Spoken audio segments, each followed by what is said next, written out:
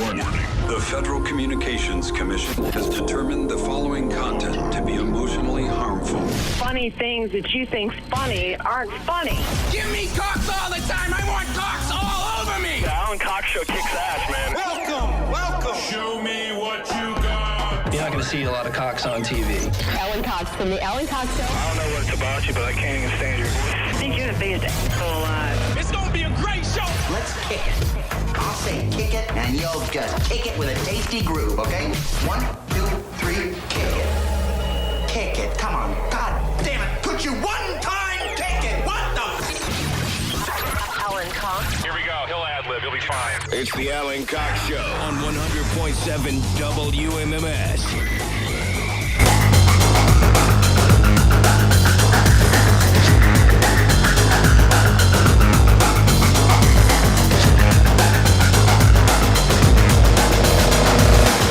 Hey, what's going on, everybody? Good afternoon. Welcome. Howdy, howdy. Mr. and Mrs. America, all the ships at sea, friends, comrades, brothers and sisters. I'm Alan Cox. Thanks for showing up. Say hi to Bill Squire, who's right over there. Hey, creepy hugs, everyone. Thanks for listening to and watching this episode of The Alan Cox Show. Don't forget to like, subscribe, and share a cold one with the boys. Mary Santora is out this week. Poundcake's back behind the glass. I am. Afternoon, white people. Very exciting. Got the Poundcake sports break. Between the cakes and the takes. I know. You should do a second podcast called Cakes and Takes. Cakes Takes. Cakes Takes. The Poundcake sports break is at 5:20 today. Poundcake podcast coming tomorrow, of course. How's your other gig going? It's all right. Why? Good talk. Anywho, my other gig. I mean, I don't know. I was curious. No, you never talk about your morning job anymore. I mean, because they probably just don't want me to. I mean, there is really. What are you doing there that they don't want you to talk about? I mean, it's not necessarily public, but I mean, I work at a call center. I work at a staffing firm. I get people jobs. Hello, would you like a job? Yeah, I get people jobs, and so sometimes it could be boring, but I try to make it fun. Well, at least there's a lot of jobs to be had. A lot of jobs to be had. Sure. Yeah. It's a harder time getting people now than getting jobs. Yes, correct. You'd be correct. That's why I didn't have much to report on. Hello, Job Center. This is Cody. So I'd like you to start. So if you were to answer, I know you call people at your morning gig. Do you answer? Do you have incoming calls? Yep. So if you were to answer my phones here during this show the way you answer them in the morning, without adding the company name, how would you answer it? Oh, well, I first say the company name. How can I help you? Oh, it's just how can I help you? I'm Cody. How can I help you? I'm Cody. It's usually someone I called and they're calling me back for a position. I see. And, when they call. But you're not getting random incoming calls from people that hey, I'm looking for a job. No, Are you the guy to talk to? No, oh, you do? Yeah, okay. All just right. depends on what area I'm in. Understood. Yep. Okay. Listen, if you'd like to be one of our incoming calls today, we'd love to have you. You like that transition? Holy cow. 216-578-1007 is the number to call us in here. 800-348-1007. You can use that number too. You can send me a text. That number is 35192. You can... Boston won last night. Yeah. Oh, well. Oh, sorry, well. Yankees fans. Yeah. Well, I don't know if she went viral or not, but I think it's a girl that works for Barstool or something. And she was pissing and moaning out there in the cheap seats about how Boston sucks and blah, blah, blah. But it would have been the exact same fan reaction had the Yankees won. It probably would have been more annoying to have Red Sox fans screaming and yelling about because just one game wild card game last night. And the Yankees just looked downright ordinary, quite frankly, if you watched any of it. I mean, they just look like an ordinary team. I know they spent a lot of money, but they just look like an ordinary team. And so they'll go on to play the Rays. All that October ball is starting up tonight, I think. I think the St. Louis is playing the Dodgers, and Trevor Bauer, hot on the heels of me wondering what happened to him. He posted something on YouTube, him walking around. Hey, guys, a lot of people have been asking questions, but I want to talk to you about baseball. Like, yeah, I don't know if people are really all that concerned anymore about the baseball part of Trevor Bauer's life. They want to know about the choking and the spitting and all that. That's the lascivious stuff. That's the scintillating stuff. So the Red Sox are going to play the Rays. White Sox will play the Astros tomorrow. And so if you have a dog in any of those fights, it's an exciting time. But boy, that girl was none too pleased up there after that game. But let me just say this. I've been a Yankees fan since I was, 8 years old. And I will go to sleep tonight peacefully with my 27 championships, knowing that I will never wake up a goddamn Red Sox fan. You Boston. Yeah, I like when people claim the team's championships as their own. I enjoy that. I'll go to sleep tonight with my 27 championships, which I didn't realize that the New York Yankees had 27 championships. But there it is. But who's counting, really? That girl's probably mid-20s and wants you to know. And again, she's someone semi-professional. She hosts like a show on Snapchat or something. I don't know. I can't keep them straight.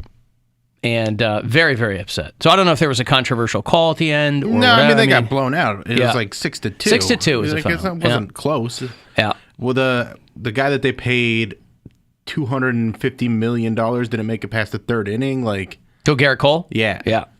Yeah, he wasn't exactly on fire when they needed him to be. So, but boy, see, that's the kind of gig. That's why sports. That's why people are simultaneously or alternately fascinated by athletes and repulsed by them too, because you're somebody who makes that money whether or not they produce. Now that might work down the road against them, when it comes time to try to play for another team if you want to extend your career. But by that time, you have made so much money that it doesn't matter, right? I mean, I could say the same about this job. I have signed a contract every few years if they decide they want to keep me, and as long as the ratings and the revenue are up, they go, yeah, stick around if you want, and we'll see what, So, but you have to produce to stick around. In sports, they sign you. You get that big payday. Whether or not you produce, you get the money. Even if they cut you, you get the money. So, that's a good gig, boy. That's a great gig. Because, you have the press conference afterwards, and you go, yeah, I just... Sometimes, whatever all that boilerplate locker room talk is, they're like, yeah, well, the club didn't come together, whatever. 110%. Yeah, 110%. They have like a mental list of God didn't care about us tonight. I always care when they win, but they never say, where were you tonight, God? A mental list of phrases that they can refer to, and yeah, we just didn't get it done tonight, but thanks everybody, and I appreciate the fans, and blah blah blah. I would just love to see a coach go into a press conference like, what happened tonight? We're like, obviously God hates us, and that's why we lost. Yeah. We can always give God credit when we win. He's got to take the blows when we lose. So God didn't want us to win, and you can't. What am I supposed to do? Try and beat God? Thanks a lot, God. Yeah. So what? We're not part of the divine plan? Is that what it is? I got a letter from, we were talking about Shakira being ensnared in those Pandora papers. They started these papers around the world, did this deep, deep dive on heads of state and celebrities that were sheltering tens of millions of dollars in overseas tax shelters. And even apparently South Dakota is like the Cayman Islands of the United States now. And I said, a lot of these things that these people do when they finally dig into it, it's not illegal. And, Patrick hit me up and he goes, it's important to point out that, illegal doesn't mean they didn't do anything wrong. Because evading taxes, is legal, but you're still enjoying all the benefits of society. You're enjoying military safety and infrastructure, such as it is, while paying for none of it.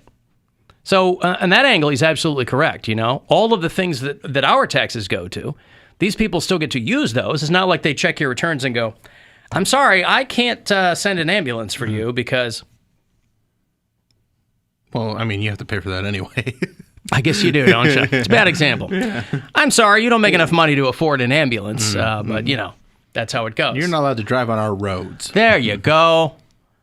I've got to take a break. I'll have those Volbeat and Ghost tickets for you a little bit later on. If you want to go see them, you'll have to go to Columbus to do it in February. Tool's going to play the Romo Fijo in March. Those tickets later on, too. 35192 to text. We'll be back. This is the Alan Cox Show.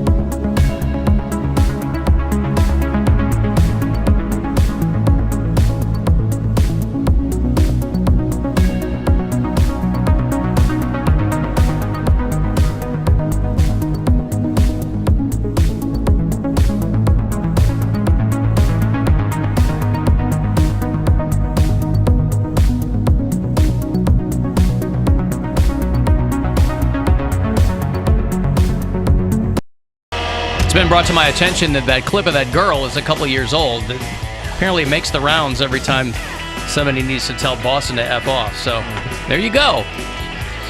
Remains relevant today. 216-578-1007 if you want to join us, or 800-348-1007. 35192 if you want to text in here.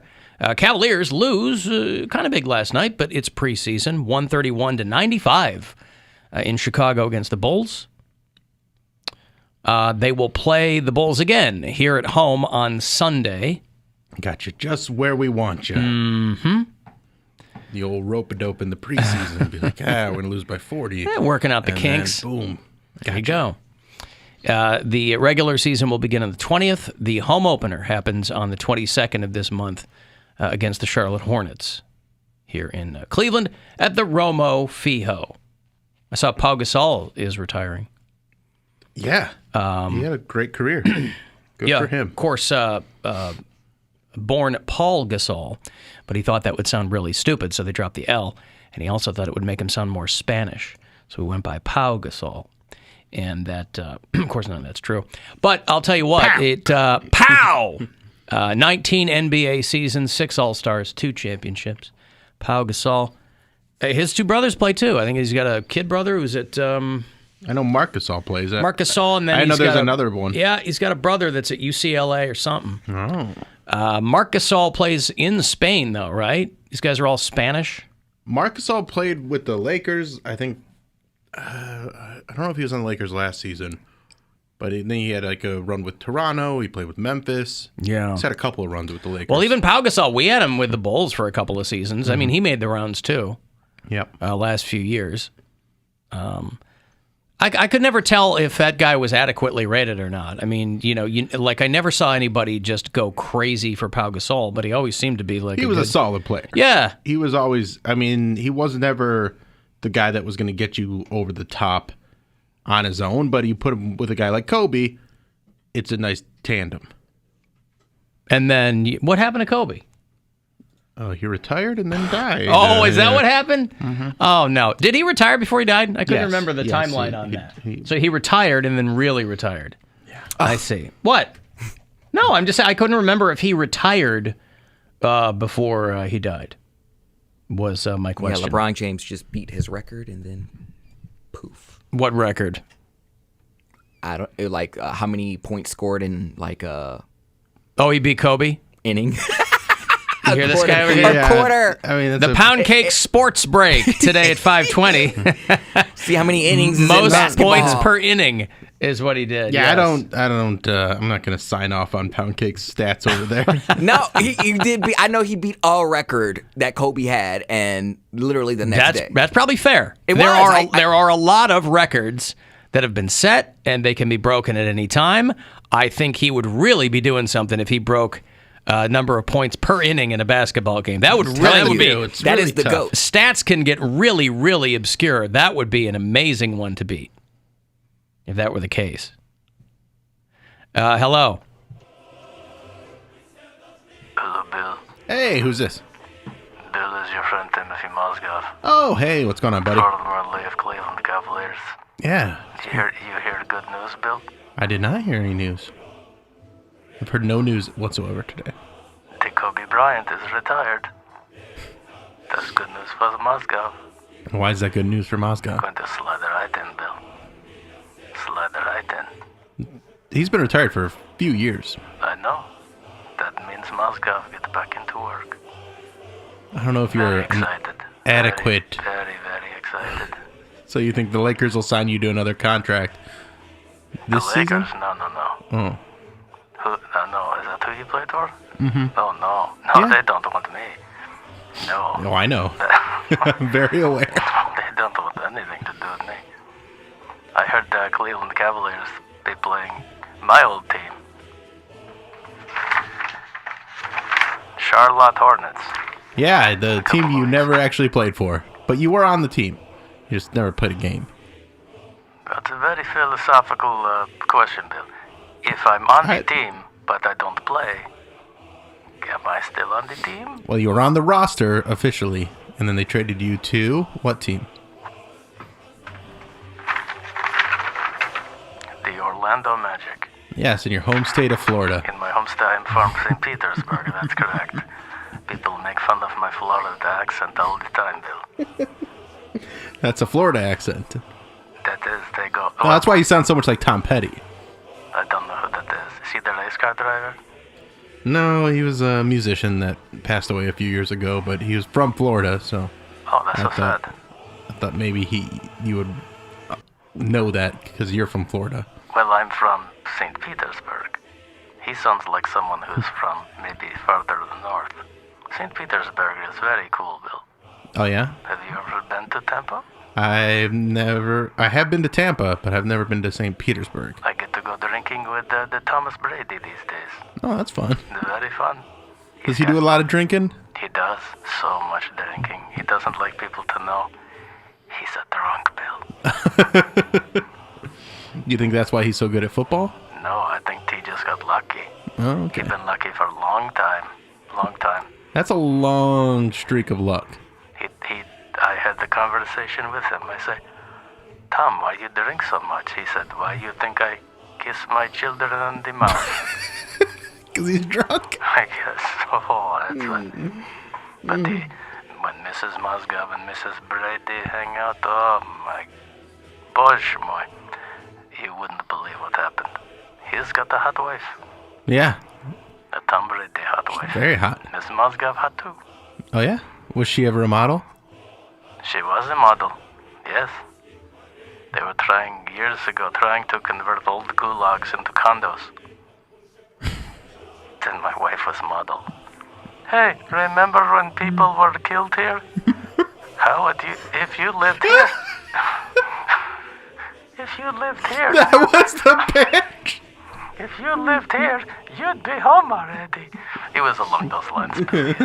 What was the opening line again? The way to just kind of get the attention getter. Remember when people got killed here? It looked better in print. She was print model, Bill. Oh, okay. Looked better in print. Anyway, I called because Cavaliers Hornets, you know what that means. Mozgov playing for one of them. You think so? Yes, very excited. I've gotten calls from both of them. To play basketball? Yes. Well, in 2021? To be near the basketball. Okay, so what are they actually calling you to do? They want me to be team ambassador. The team ambassador for which team? We'll find out. We're going to find out which one. Now, of course, my heart always with Cavaliers. So you would be the team ambassador. Yeah. So you would, what would that require of you? We'll find out. What they told me is, Mozgov, we need someone to put the ass in the ambassador. And I said, okay, I'll do it. I will do it.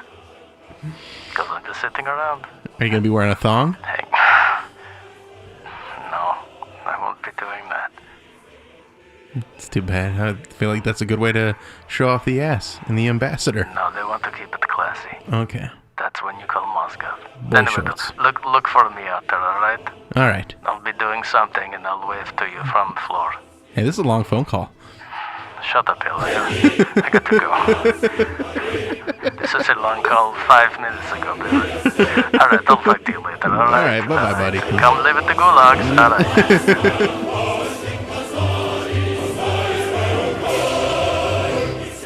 Well, that was a long call. Holy cow, Bill. I leave for 5 minutes. Yeah. And what happens? Oh, no. Chatting with Oh, Mozgov come about on. his wife. Did you know she used to be a model? No. Well, she's lovely. Yeah, and she would help sell converted gulag Oh, really? into condos. Oh, and that say, sounds like a terrible, terrible business plan. Right. Nobody wants to live in a former labor camp. That's, oh, boy.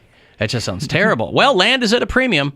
No matter where you are right now, it is a seller's market. Holy cow. Alan Cox Show After Hours line. You can always call us there. If you just want to leave a message, you can. It's 216-986-8903. Hey, guys. Hate the show. I know you've talked about it before, but I'm wondering if you could recap the punching Vanilla Ice in the face story. And then also, has anybody else on the show had any horrible negative encounters with celebrities? And if so, let us in on it. Keep up the good work. Hate the show. Have a great day. How did Vanilla Ice come up again? We were just talking about Vanilla Ice. He did a commercial. Ah, right. The Samsung, Nice Ice Baby. Yeah. I've told the story before that Vanilla Ice and I got into a very, very brief Donnybrook at an appearance that I was hosting and he was performing at, and he showed up very, very inebriated and took a swing at me. I ducked. I took a swing back. I connected. Got him on his heels a little bit. His people wisely rushed him off stage. But he was in my house, Bill. Yeah. You know what I'm saying? My house. I was hosting an event. He showed up very, very late. Made all of the other acts. It was one of those, we're talking 2002, 1, 2, 3, around there. And Vanilla Ice, as friends call him Rob, it was Tone Loc, Vanilla Ice, and a couple, it was supposed to be one of those Throwback 80s throwback shows. Yeah, it was in the parking lot of this this bar called Have a Nice Day Cafe, which was a chain. They probably had one here at some point. I don't know if they did. I know they had one in Indianapolis, your favorite city. My favorite city in these United States, yeah. And Vanilla Ice and I briefly got into it. Took me by surprise. I got lucky because I could have fallen backwards and off the stage, and as it just so happened, I knocked him into an amp. Does it bother you that it happened in 2002? Because if it had happened 10 on, there would be video of it. And then you could always have that video of you. There may be video of it him. now. I don't know. I mean, somebody would have had a camcorder on their shoulder. Yeah, I doubt that. I don't know. Maybe the tour manager, maybe Tone Loc's guy was filming the show, and that's out there somewhere. But it would be on. But if it were probably a Betamax or Super 8 or something. 2010 on, then you know that's going viral. Oh, of course. That's a great moment. I mean, people would know who he was. They'd go, "Oh, look, Vanilla Ice took a swing at some random douchebag on stage." But but I think that's the only. That's the caller asked if you guys had any negative interactions like that. I don't know that I've had another one like that. I don't recall getting into any kind of. No. You know, I'm a lover, not a fighter. So, but that situation called for a little bit of a different approach. I've never had anything go that way. Poundcake, you ever take a swing at Davey Havoc or anything like that? No, I've never had a negative experience. I mean, anytime I've met a celebrity, it was... Do you think that those celebrities have had negative experiences with you? Probably. I mean, I kind of insulted Rob Zombie, but it was because I was nervous, not because I didn't know. Mm-hmm. So... Would you ask him again? You told him you're a big fan of his movies? I'm a big fan of your work, and I think I said Devil's Wear Prada. Devil's Wears there you Prada, go. Yeah, not the Devil's Rejects. I love your movie, The Devil Wears Prada. And then, that's right. And then I think he corrected me, and he was like, weren't you like 12 when that movie came out? And I said, yes. He was like, today's like, it just so happened that day was the 10th anniversary. He was like, you couldn't be more than 22. I was like, I am 22. He's like, yeah, you shouldn't have been watching that movie. I'm like, well, my mom should have been home. And he laughed. Well, it's a good line, too. Yeah. So you're able to pivot from having egg on your face to making him laugh. Yeah, I'm trying to think. I don't think I had any negative interactions with celebrities, really. Well, your career is still young, so there's plenty of time to do that. It's like people that come through here, they're kind of like on the defense. I don't know. Like whom? There's just certain, sometimes comedians come through here, or like the Hulk. He was kind of like, he didn't say anything at all. The Hulk? Oh, when Lou Ferrigno was on the show. That was a long time ago, yeah. But you weren't here for that, were you? Yes, were you I an was. intern? Oh, you were. Okay. I must have been an intern. Yeah, he was here for Comic-Con. Yep. Mm-hmm. Well, but Lou Ferrigno is also deaf. So... He's deaf? Yes, famously. How did he talk on the show then? He didn't. Oh, you mean here? Yes, here. I mean, I think that he can... he's hard of hearing. That's different than deaf. Well, he's almost fully deaf. I mean, again, I don't know. I don't think he's a guy where a hearing aid would help. Again, that happened a long time ago, and I don't recall. But when he was on The Incredible Hulk, he didn't talk at all. Yeah, I don't think he was... He wasn't mean. He's just... I think... He was a little prickly. But he comes off that way because he's so big. So everyone automatically just... But he's also intimidating. Like, he's pretty recognizable, too. That's what I'm saying. He's probably on the defense all the time. Well, and I think he was waiting for me to ask him because he was especially prickly about the fact that he was taking a lot of heat for charging for his autograph. But everybody charges for their autograph. Well, they do now. I don't know if they did then. Everybody does now. He charges all the time, not just at Comic-Con. Okay. Yeah, like it's $50 if you want Lou Ferrigno to sign something. And he was suing his brother. Which at the time, again, too. I don't care.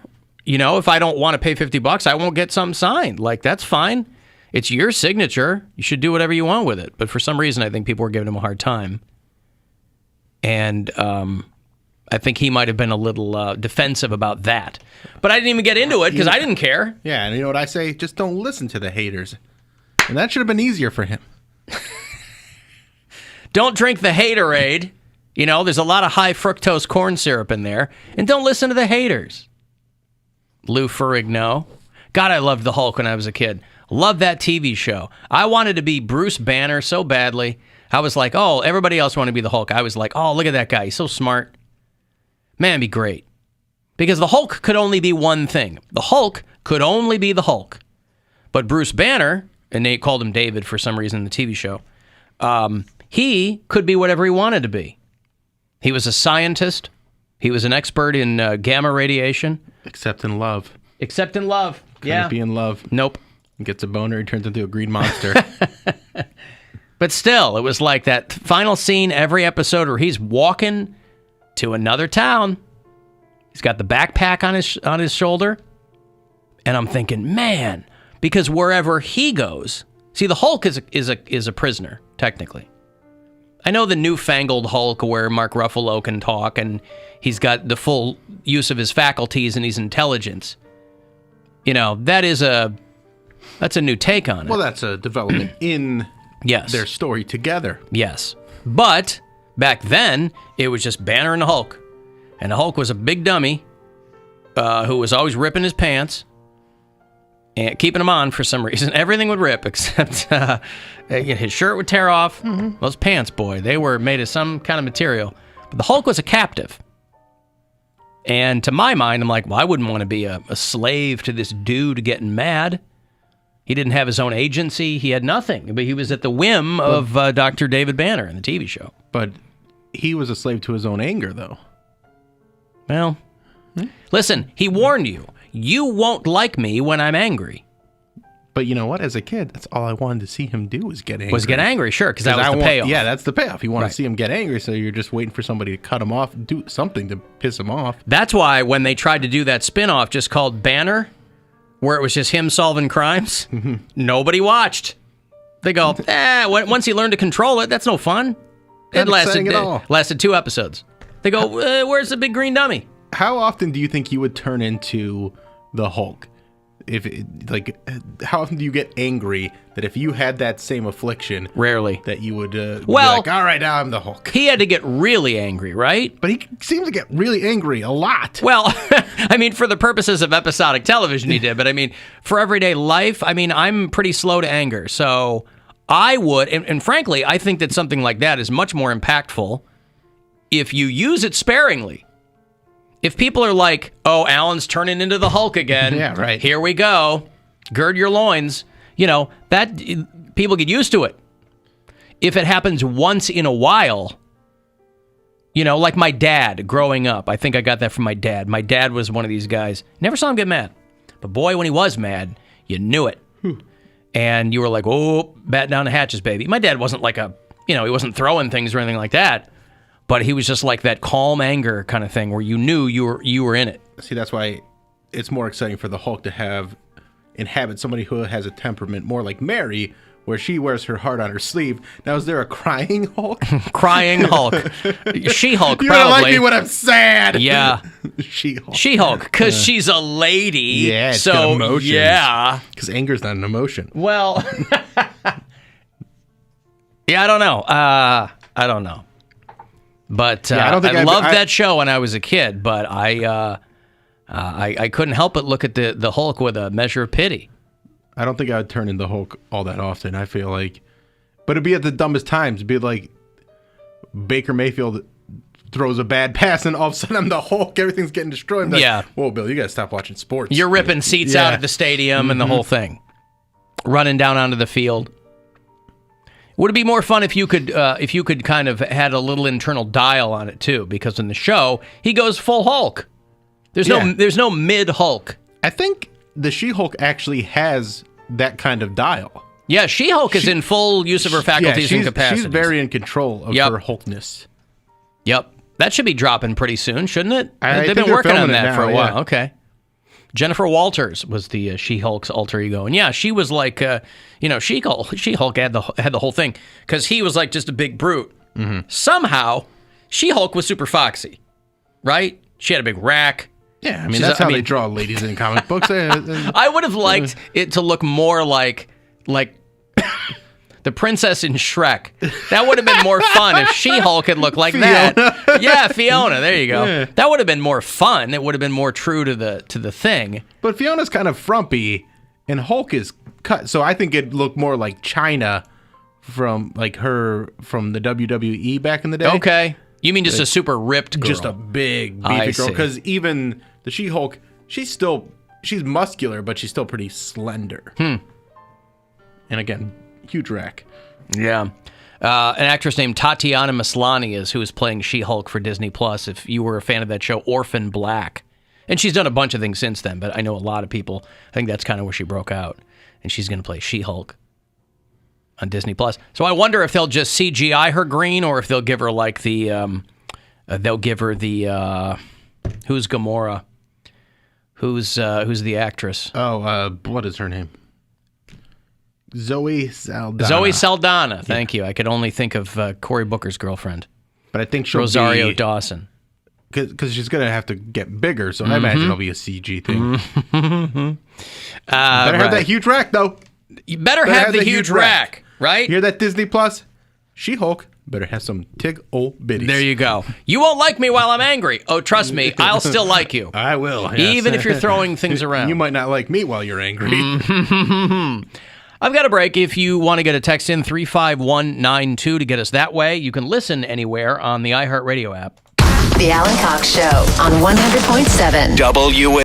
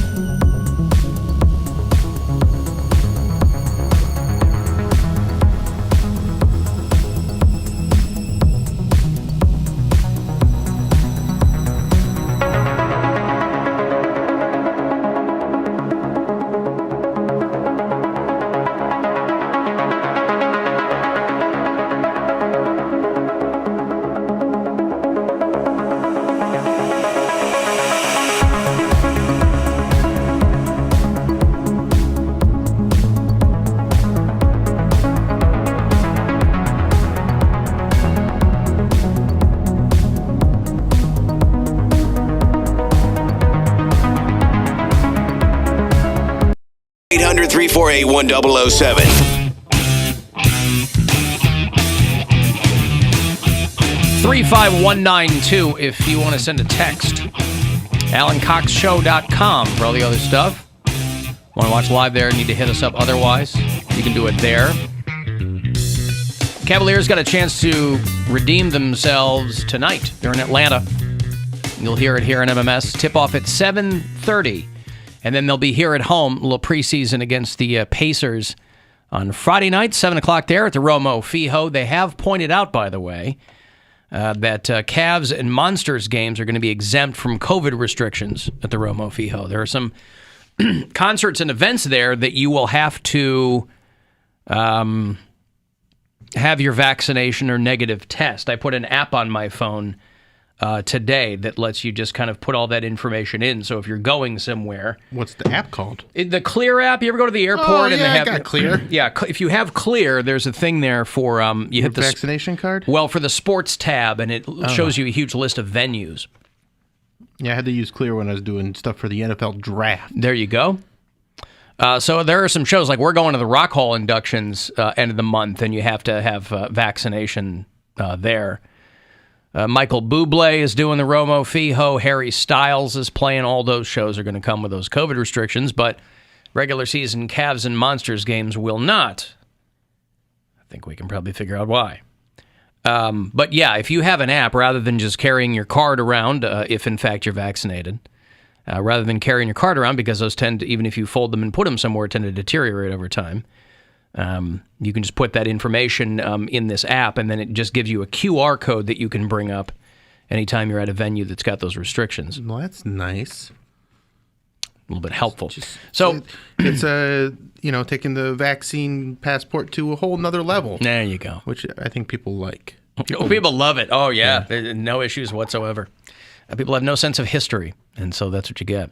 But tonight, Cavs at the Atlanta Hawks in Atlanta. That's Dominique Wilkins and the Hawks at 7:30 tonight here on WMMS. And if you're in town but not near radio, you can listen on the iHeartRadio app there. October 20th is when the regular season will begin, and the Cavs will start the regular season at home on the 22nd of this month. They are urging people, hey, there are holiday food shortages coming, but don't freak out. Because this time it's more about the containers than the actual food itself. Really? Now, I will say this. There's shortages everywhere, and so shrimp rolls downhill, and this is what you get. But if you get a bug up your ass like I did about a week ago to make some BLTs, have you bought bacon recently? No, I haven't. Holy, is it expensive? Oh, man, is bacon expensive. You know, I was sitting here licking my lips when we were talking about Shakira getting attacked by those feral hogs because I was like, man, that makes for some good BLT right there. Why couldn't she just, call somebody out with a tranq dart? How you spell feral, Poundcake? Feral. He did it. He did it. Good job, buddy. He did it. He's so smart. I think he's very smart. He's the smartest guy. He just needs to believe in himself. I don't know if we need him to believe in himself. I think he just. I think everyone should believe in themselves. I don't. I don't know. Everybody should believe in themselves. The trouble is, you got. I know some people that need to stop believing in themselves. Well, yeah. I mean, it's a sliding scale. There are a lot of people who have a highly unearned belief in themselves. But if you believe in yourself based on your accomplishments, that's something different. What would you list as your accomplishments thus far, Poundcake? College graduate, professional broadcaster, Poundcake podcaster, sports breaker. Mm-hmm. So a couple of those things in the past year. You've turned all those into verbs. Yeah. I like that. See, it gives us a sense of urgency. Hey, local listen. Gay ambassador. What's that? Local gay ambassador. Local gay ambassador. Yeah, if there's like a new... Talk about putting the ass in ambassador. Yeah. Just like Mozgov. Okay. And how do you embass? I don't know the root word of ambassador. How do you help people? Local. So when you go on a trip. Well, I'm saying if people come here And they're like, oh, well, I don't know any of the gay hotspots. I don't know. I don't have any gay friends. There's one gay hotspot. See, that's where you're wrong. There's not. No, I'm gonna defer. I'm gonna take Poundcake's word for it. There's Twist. There's Hawk. There's Vibe. There you go. Cocktails. Isn't there that leather bar somewhere? Leather Stallion. Yeah. There's Flex. Yeah. There's plenty. Well, I'm a Twist guy, so I think of that as the only one because I have brand loyalty. Well, yeah, I'm saying there are other ones, but that doesn't mean I visit them all. I think it's nice for Bill to have brand loyalty to a gay bar. I think that's very nice. You're not going to get me in there, Flex. Mary's sister's fiance works there. So Shut it down, Leather Stallion. By the way, people in the break pointing out that Mary's superhero would be the Sulk. Yeah, but that's not, because she's not always sad. She's just sad when she's sad. And sulking's not really crying. Yeah. Sulking is kind of sitting there feeling sorry for yourself. I mean, it's a good pun. I appreciate it. But she's too up and down. There you go. To be a sulker. Not wholly applicable, but I do like the pun. So a local gay ambassador. Now, do you? Those are self-imposed responsibilities, right? Or are you part of an organization that you get like the accolades or anything when you? Nope, self-imposed. Okay. Mm-hmm. And how's that going? Well, because I bet you'd have a really, even within the gay community, I bet you'd have a really. You got a lot of boxes to check, boy. I bet you'd have a really stringent set of criteria. I do. Yeah. Which I don't. Whereas I envision an ambassadorship as being very open and inclusive, not exclusive. You got to be hot. You got to have abs. You got to have money. You got to be of drinking age. You got to be able to get me a private jet flight. So at the local level, you have very little work to do. I see. I'm the poorest ambassador of all the Cleveland local ambassadors. Sure. So therefore, I'm the one that. So you're making the case that you are on your glow up. Yeah. Mm-hmm. Only took me 29 years. Hey, it takes some people longer than that. Samuel L. Jackson didn't get famous until he was in his 40s.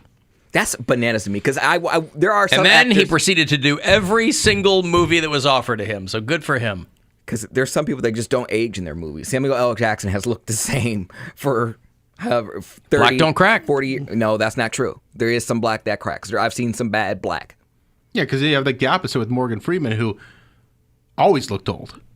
Yeah, that's even right. in his 20s, he graduated with that hair. Right. You look at him in Driving Miss Daisy. That's 35 years old, right? Sounds about right. And he still looks like an old man. Yeah, but it still got him in bed with his step granddaughter. So it sounds like everything worked out. Every lit has for Mo Free. Yeah, step granddaughter. So that is, if they have kids, what would that be? I don't know. They're not going to have kids. No, I want to do this. Didn't she die? Something happened. Like she was a drug addict or something. There was a whole lot of turbulence in that situation for a while. It was not a story that was publicly well received at the time, as you might expect. But I digress. They're talking about holiday food shortages, but the issue lies primarily with the aluminum shortage. So you're going to see a lot fewer canned foods on the shelves because the aluminum itself is hard to...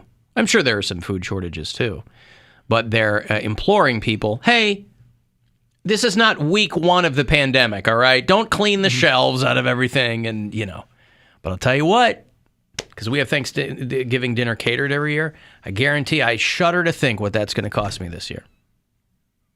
Because everything's going to be more expensive.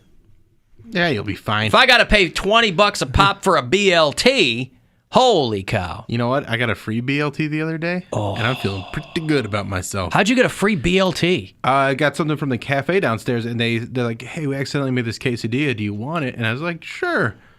So you got a free quesadilla. But then I go to open it up. It is not a quesadilla. It is a BLT, and it was good. So they thought... Wait a second. They didn't know what they had just accidentally made? I think they mixed up it was closed. Huh. So they must have grabbed the wrong one. I see. So I got away with something because bacon ain't cheap. No, you're absolutely correct. We just covered that.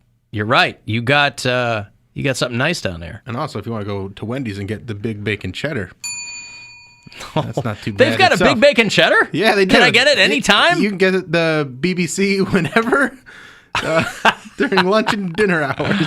Oh, boy. Can you believe they don't want me to call it the BBC in the copy? Yeah, well. I was like, guys, hey, guys, come get a big BBC. It's a quarter pound of meat. The big is in the BBC.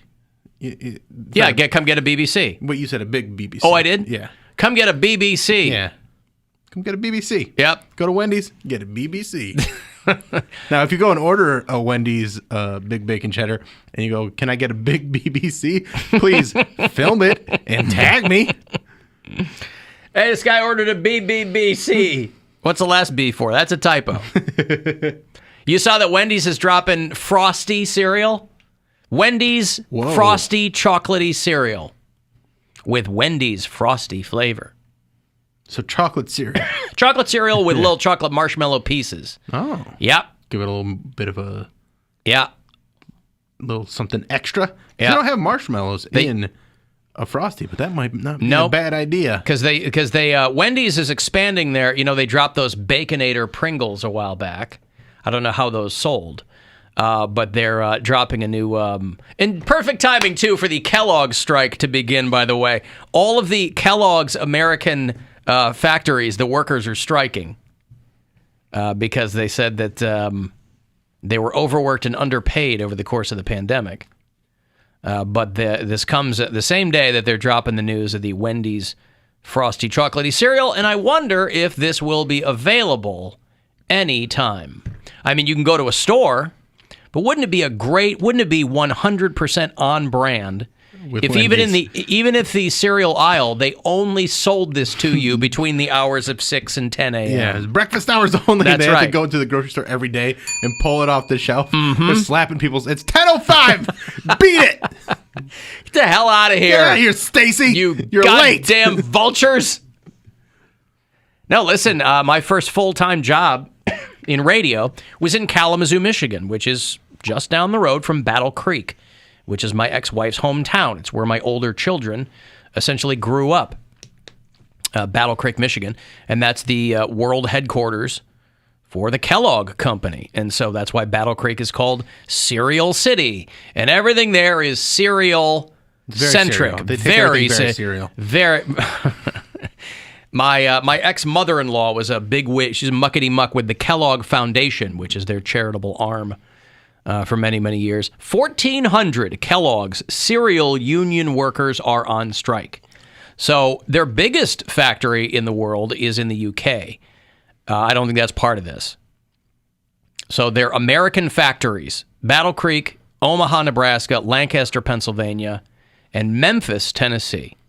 They are all on strike. So right now, that Wendy's Frosty cereal ain't being made. I'm going to show my solidarity with them by not going on strike, but masturbating more, because the whole idea behind cornflakes was to stop people from masturbating. A weird idea, but, it didn't work. Kellogg thought that he could stop people's evil impulses. Mm-hmm.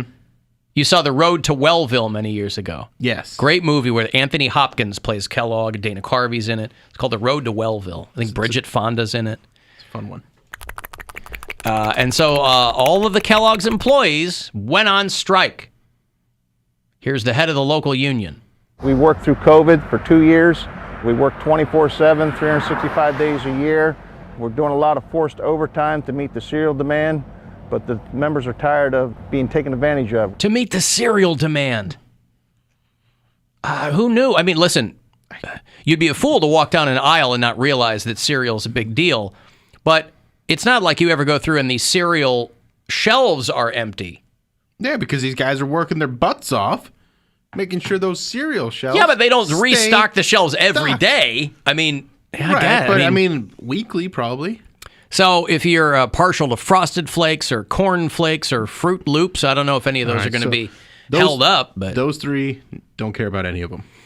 Keep going. Let's see if there's one Kellogg Well, I'm just cereal. I'm thinking of the ones, and again, I don't know who makes them. I think Kellogg's makes Special K. Well, Doy. It's called Special K. I like Special K because they make them with strawberries. They make them with blueberries. I like those.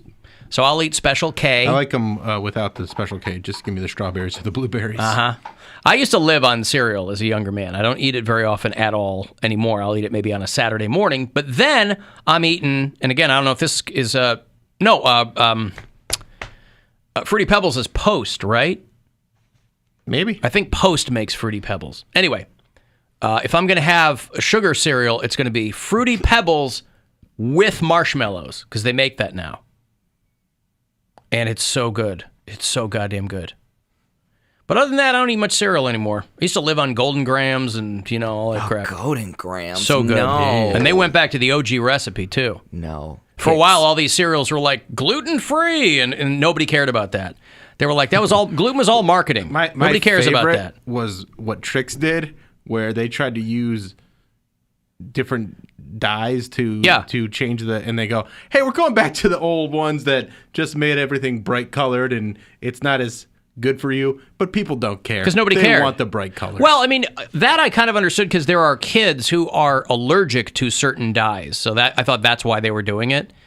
But I don't think that's why they were doing it. Allergic to dyes? Yeah, I knew a girl who was allergic to red DNC number 5 or something. What? So anything that had that red dye in it, M&M's, cereal, if it's just in something that's not even colored red, she had to check every package to make sure that dye wasn't anywhere in it. Or she'd need an EpiPen. Wow. Yeah, it's crazy. You can be allergic to anything, I guess. I know, but that's just like how you don't know until you don't know what you don't know until you know it. It's like true. She had to bite into something. It was like, oh, it's not the chocolate. It's not the you go through a lot of things before you find out it's the dye. Yeah. Man. A friend of mine posted on Facebook the other night. She's a few years younger than I am. She and I go way back. She just randomly posted something on Facebook about how she was having dinner, having some seafood, and discovered that she had developed a crab allergy or something. Oh. So she's at dinner and she blows up like a fish and she needs an EpiPen and the whole thing. It's like, man, that did not sound like a good time. So the Kellogg's workers around the country, if you're somebody who is way into cereal, specifically Kellogg's, your supply chains might be screwed up. Alan, I love Cinnamon Toast Crunch. That's my wife's favorite, too. She's going to go with a sugar cereal. I love Cinnamon Toast Crunch. Cinnamon Toast Crunch is okay, but it just tastes like 1,000 other cereals to me. I mean, anything cinnamon flavored for sure. Mm-hmm. And a lot of them have crunch as well. So, and many of them are toasted. Yeah, that's right. So I can see why you'd be so just kind of blasé about it. Sure. I love Crispix. That's my favorite cereal. It's such a boring cereal, but I love it. Because it's the rice and the corn? Is that what it is? Yeah. The rice on one side, corn on the other? Just good. Yeah. Well, anyway, Wendy's is dropping that Frosty cereal. Kellogg's people are on strike. And one of the Beatles songs was inspired by a Kellogg's commercial back in the day. By the way, there's a song called On Sgt. Pepper. If you're a real Beatles fan, you remember Good Morning, Good Morning. And John Lennon admitted that he had seen a British cornflakes commercial and loved the jingle and turned that into a song. Sunshine breakfast, Kellogg's cornflakes, best for everyone. Good morning, morning. I got nothing to say, but it's okay. Good morning.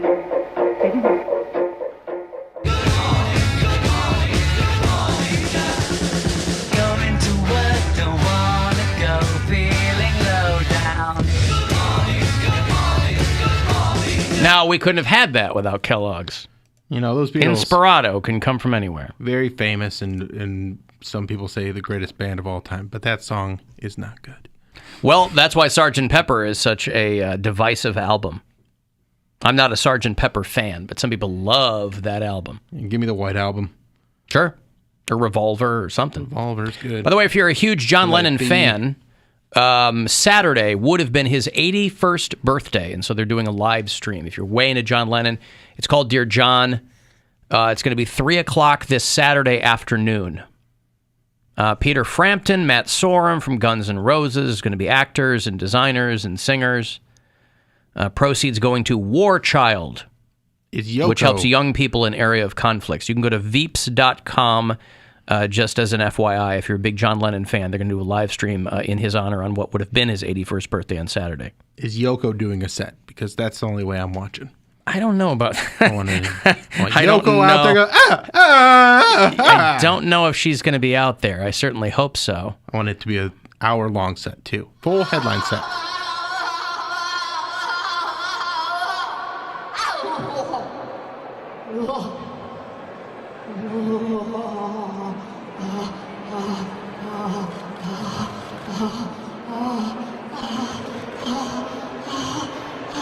Imagine you're one of the grandkids. Somebody walks up. Who's the crazy lady who they let up on the microphone? That's my Nana. It's my Nana Yoko.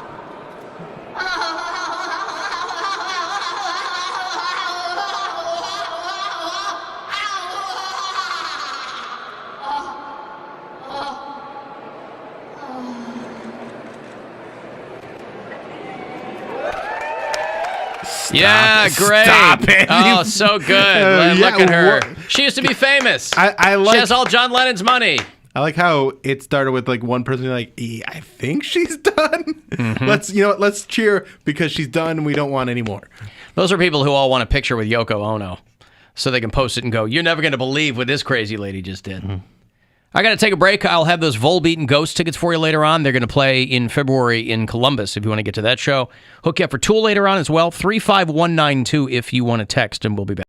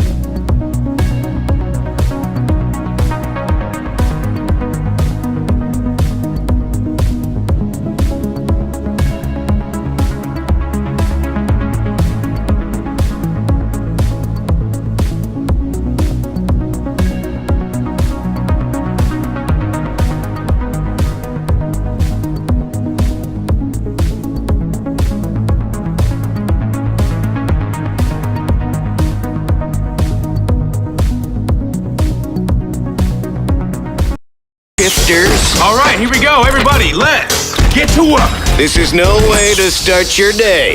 The Alan Cox Show. On 100.7 WMMS.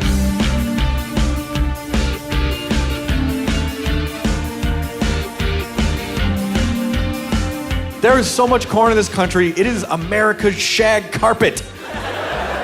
Honestly, if you were to wake up one night in a weird, irrational panic, like, what if America runs out of corn? We're fine. It's not going anywhere. Not going anywhere. We have plenty of it. In fact, if you were to look at the Earth from space, I think it would look a lot like a piece of Crispix cereal. Corn on one side, rice on the other. That's what it would be. Yep. Bill's favorite cereal, Crispix cereal. That's a good joke. Chris Hardwick talking about it there a few years ago. The only other time, in my memory, Crispix has come up in popular culture.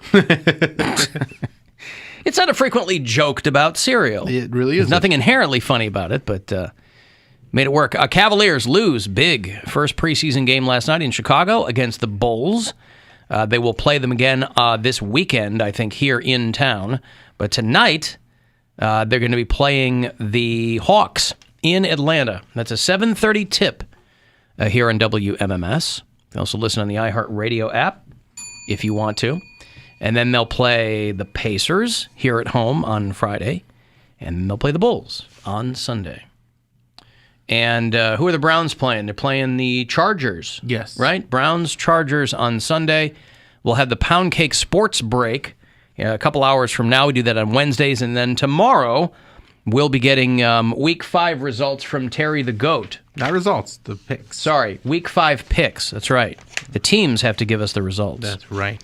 Week 5 out of 18, still plenty of football left to play across America. But she won 7-4 last week, best week yet. So Terry the Goat lives out at Marcinek Farms in Carlton, Pennsylvania. Al is our bureau chief there, and he's always kind enough to send us her picks on Thursdays.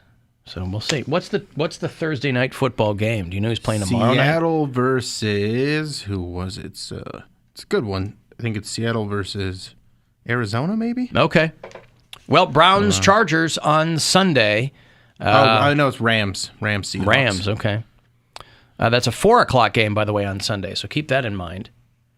Yeah. As is the next weekend, that when we do the Cox Out here at home, we'll get going a couple hours later than we normally do because that's a 4:05 kick on Sunday the 17th. And then I'll be down there on the 21st because they're playing Thursday night football. I'll have 2 in 1 week. Ooh, short week. Next week.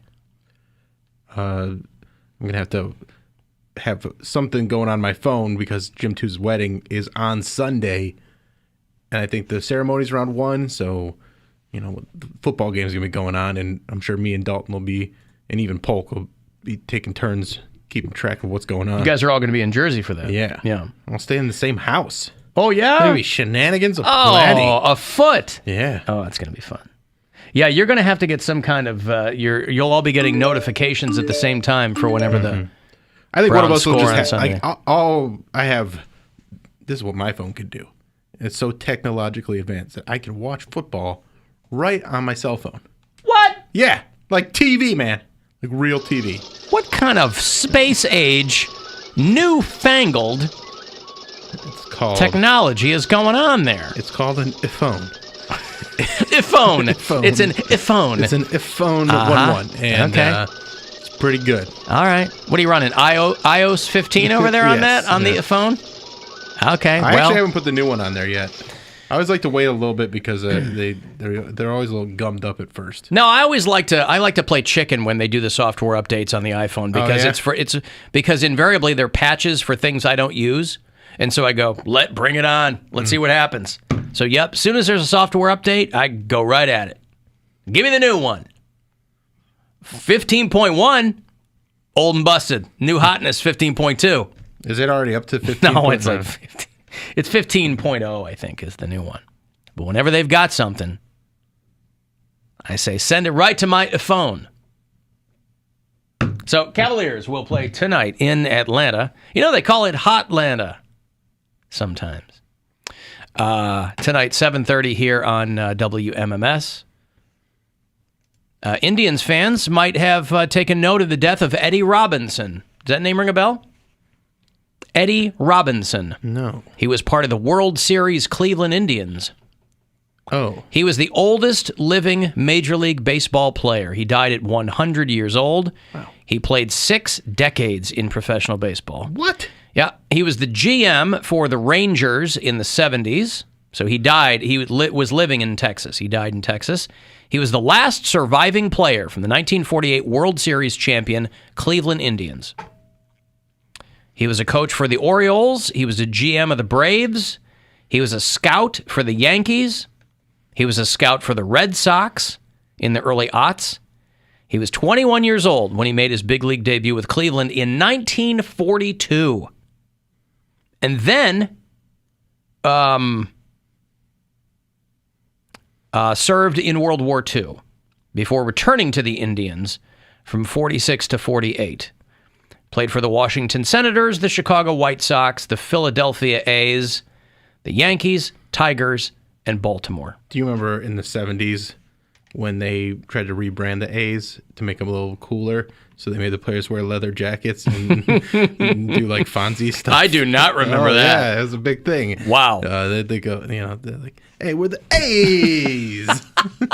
Hey.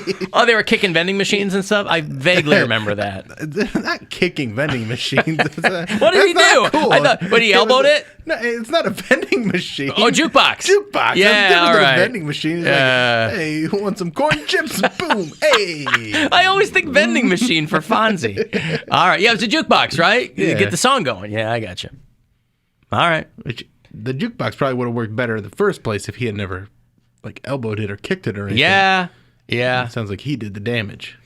Yeah, well, I don't remember the leather jacket era, but I'm sure it was pretty short-lived. Okay, that was like when Holtzman was on the team, that kind of era, Bob Welch. I mean, I wasn't born yet, so I have to just go off of the memory I'm making up. So probably 78, 79. All right, Billy Bean, Barry Zito, those guys. Yeah, sure. Yeah, all right.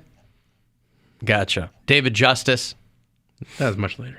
Oh, it was. Oh, you're talking 70s. Yeah, 70s. Canseco? Yeah. Who played for the A's in the 70s? I don't know. Canseco was in the 80s. Okay. 70s Hey. Oakland A's. Raleigh Fingers? Sure. Okay.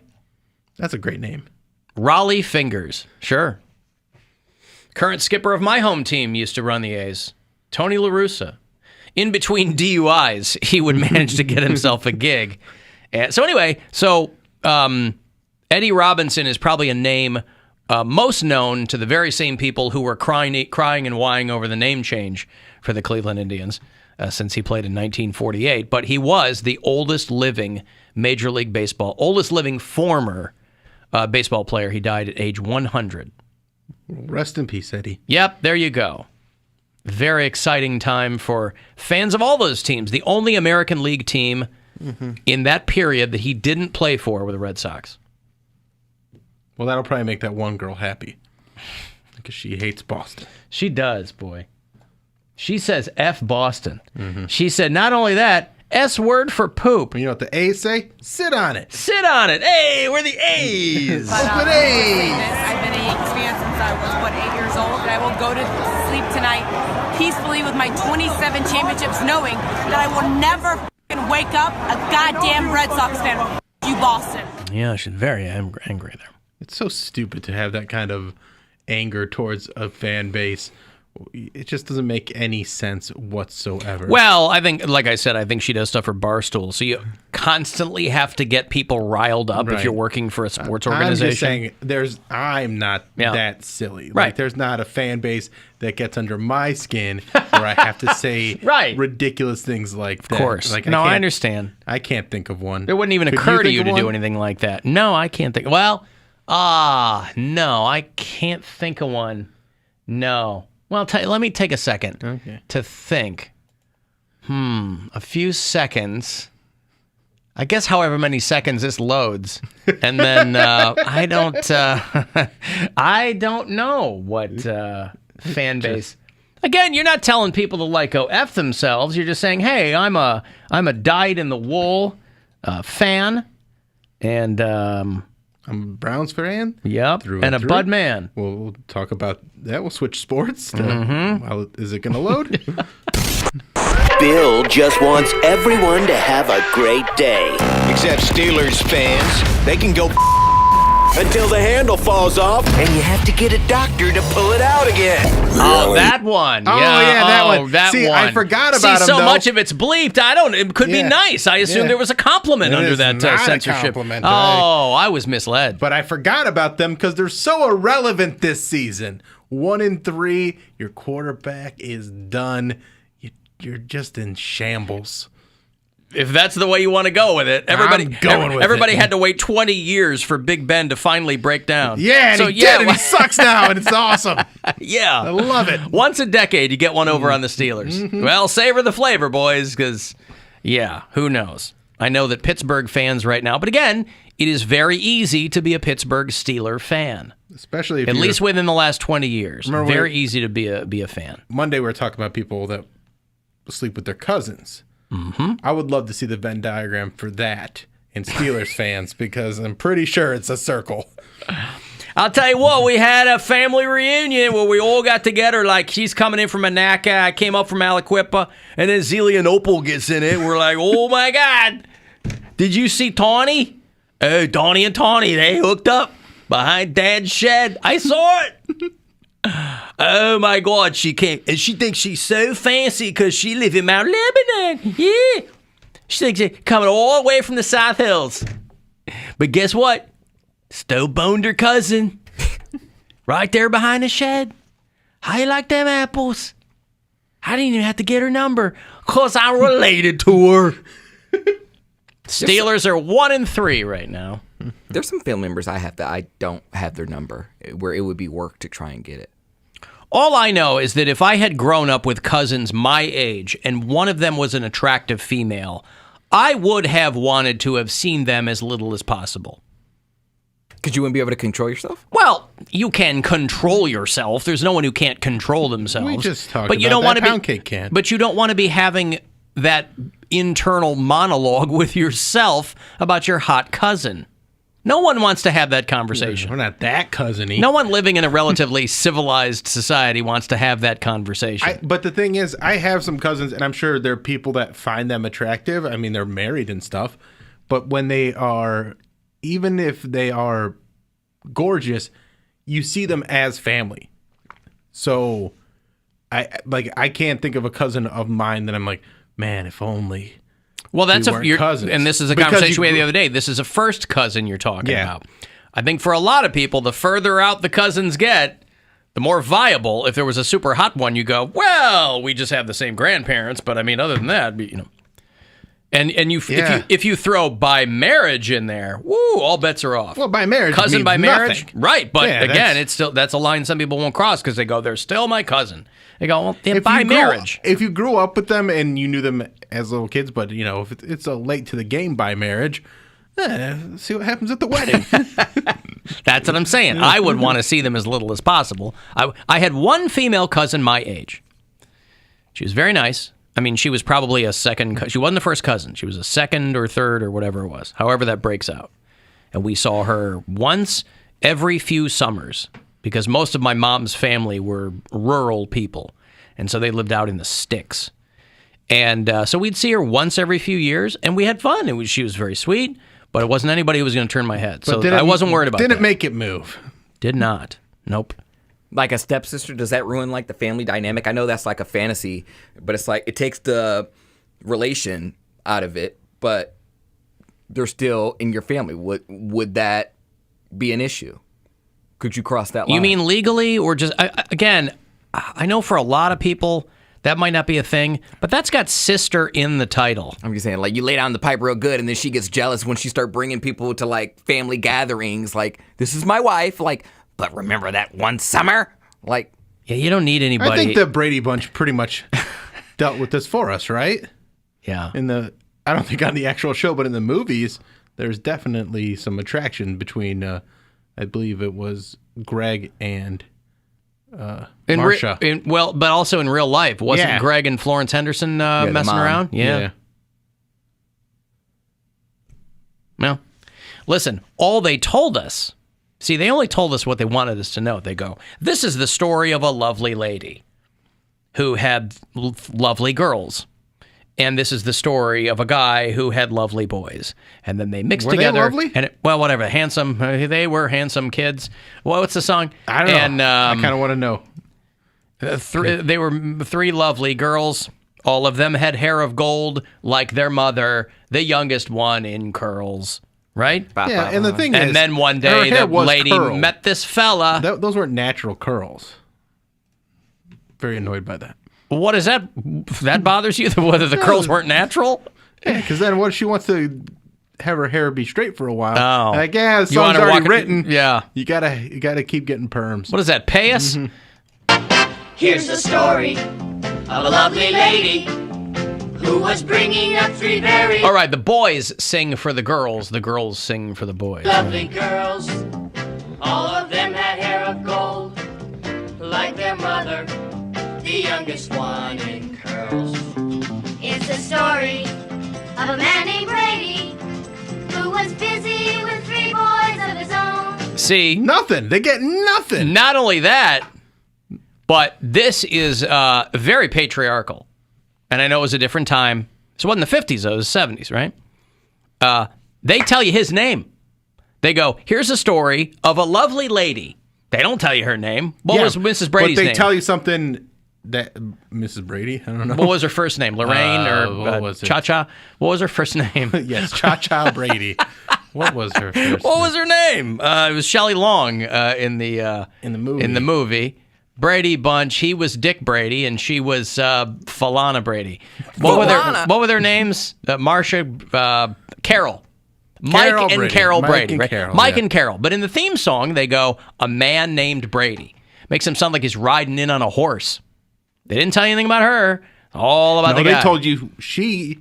Well, I mean, was lovely, but you could see that her looks, and then for him, it's just his last name, and then he's got 3 boys. No descriptors for the boys at all. They're just boys. Yeah, we just have. He's had 3 boys of his own, right? Yeah, they're his. Yeah, you can tell. We don't want to tell you that in real life the dad is gay. Busy with 3 boys of his own. They were 4 men living all together, yet they were all alone. So did the spouses die, or were these all children of divorce? I think the spouses ran off together. And so they're out there, they ditch the kids, and they're like, you know what? I'm tired of Mike, and her husband's like, I'm tired of Carol. They get together, they run off, they ditch the family life, and they're out just doing all sorts of fun stuff. And that's the show that we need now. Well, I know Mike Brady was widowed. I know the mom dies. But that's what he told the kids to make them feel better about their mom not loving them and leaving them. Kids, I'm going to make you feel a lot better. Your mom's dead, all right? Dad, I would have felt better had you told us that our mom died, that she didn't love us anymore. Well, that's what happened. She died. She's dead then. Yeah. She's dead. Till the one day when the lady met this fellow. But they don't tell you what happened with her husband. She's just a woman in need out there. And they knew that it was much more than a hunch. That this group must somehow form a family. That's the way we all became the Brady. And then they throw Ann B. Davis in there. They throw Peggy. Not Peggy. Who's the maid? Alice. Alice. Yeah. I was thinking Peggy Bundy. Peggy Brady. I was gonna say Cloris, and that's not right. Oh, God. Over the weekend, we were clicking around, my daughter and I. We were in Detroit. My wife was at her cousin's bachelorette party, and so we're kicking it at the hotel. And we got sucked into Beverly Hillbillies reruns. Really? Which I hadn't seen in 100 years, and my daughter's remember. howling at this show. I can't remember the last time I watched that show, The but I Beverly love that Hillbillies. show. It's fun. I didn't remember it being so funny. It's a very funny show, and I guess once you get north of 50, those things hit you a little bit straight. You know. I think it's funny that your daughter loved it so much. That's great. Is yeah, it black and white episodes? Oh, or it's was- black and white. Yeah. The Cement Pond. The Cement Pond, yeah. They tried a color version. They tried a spin-off a couple of years after that, I think. They're all dead except for Jethro is still alive, but everybody else is dead from that show. I got a break here. If you want to get a text for anything, 35192, AlanCoxShow.com. You can watch live there or hit us up for whatever, and you can listen anywhere on the iHeartRadio app. The Alan Cox Show on 100.7 WMMS. Rover's Morning Glory. The owner of the Jacksonville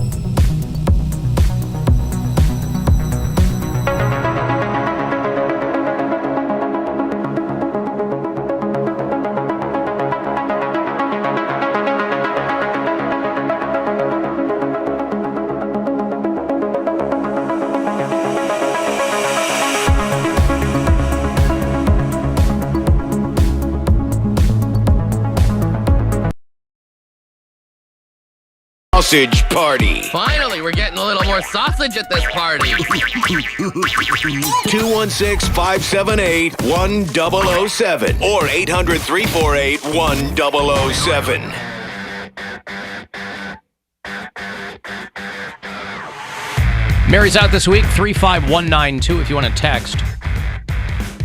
Got the Poundcake Sports Break.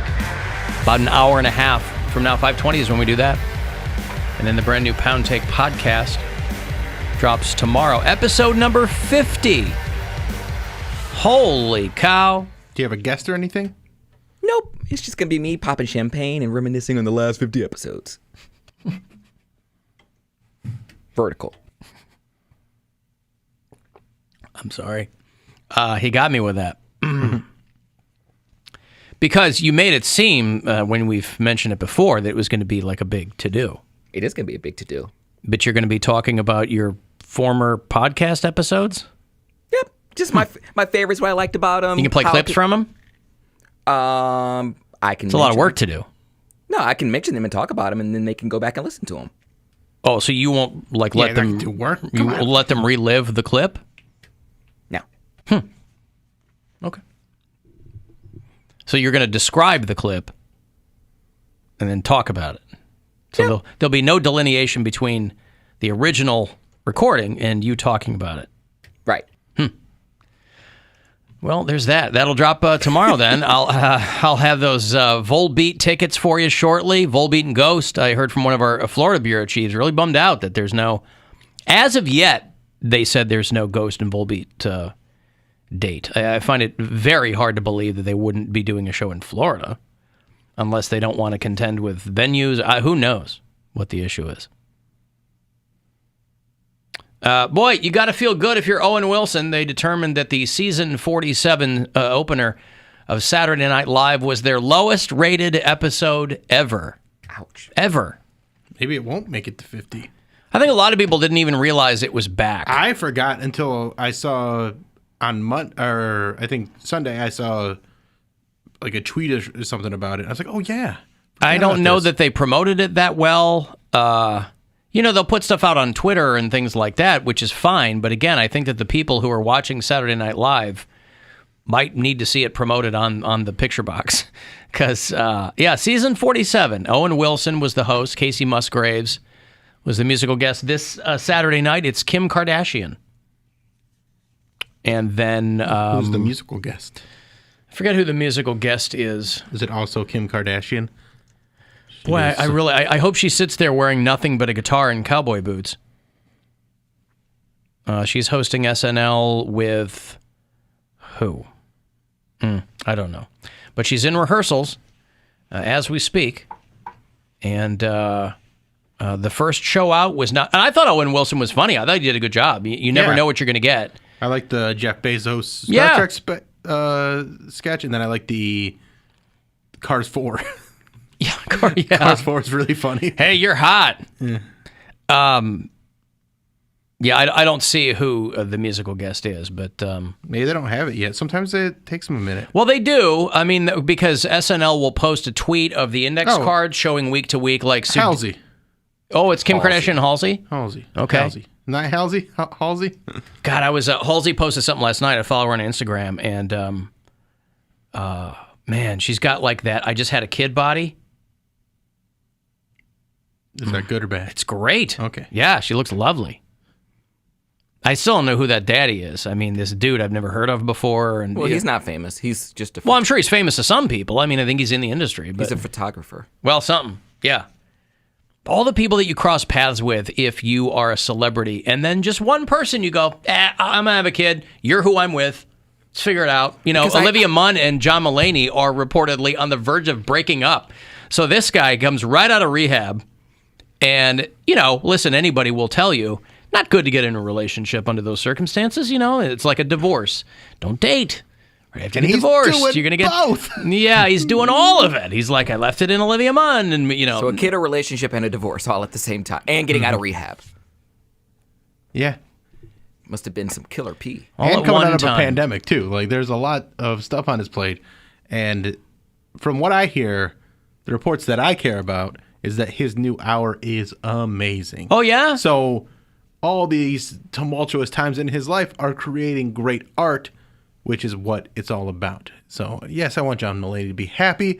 I don't want him to, but they'll be fine. You get divorced. You get with that you get on with your life. rebound, and then you go, and they go, oh, that was a dumb idea. Shouldn't have left it in. But that kid will be fine. They're both rich. Be all right. John Mulaney was the subject when that whole thing happened because his public persona seemed to be at odds with who he was privately. And there were a lot of these think pieces being written about how it's not healthy for people to have relationships with celebrities. It's called a parasocial relationship. And you're seeing more and more things written about these, how people, regular people like you and me, form these very close bonds with TV characters or celebrities that they've never met and don't know. And that's not good at all for anyone. They're like, you shouldn't really... Because they were like pointing out some people were really, really mad at John Mulaney. And they're like, you don't know him.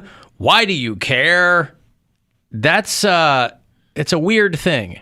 It is a weird thing. He's not your friend. And also, you don't know him. Yeah, you hear the stories in the stand-up specials, and then you think you have this insight into his life. But these are manicured stories to get maximum laughter out of people. He's not just up there bearing his soul. Well, no, I think of it more because people have direct access to celebrities now with social media. Used to be if you wanted a person... He's not active on social media. I don't know if he is or not. I don't think he has ever been a guy that tweets a whole lot or is on Instagram a lot. I think it's mostly people... I mean, with him...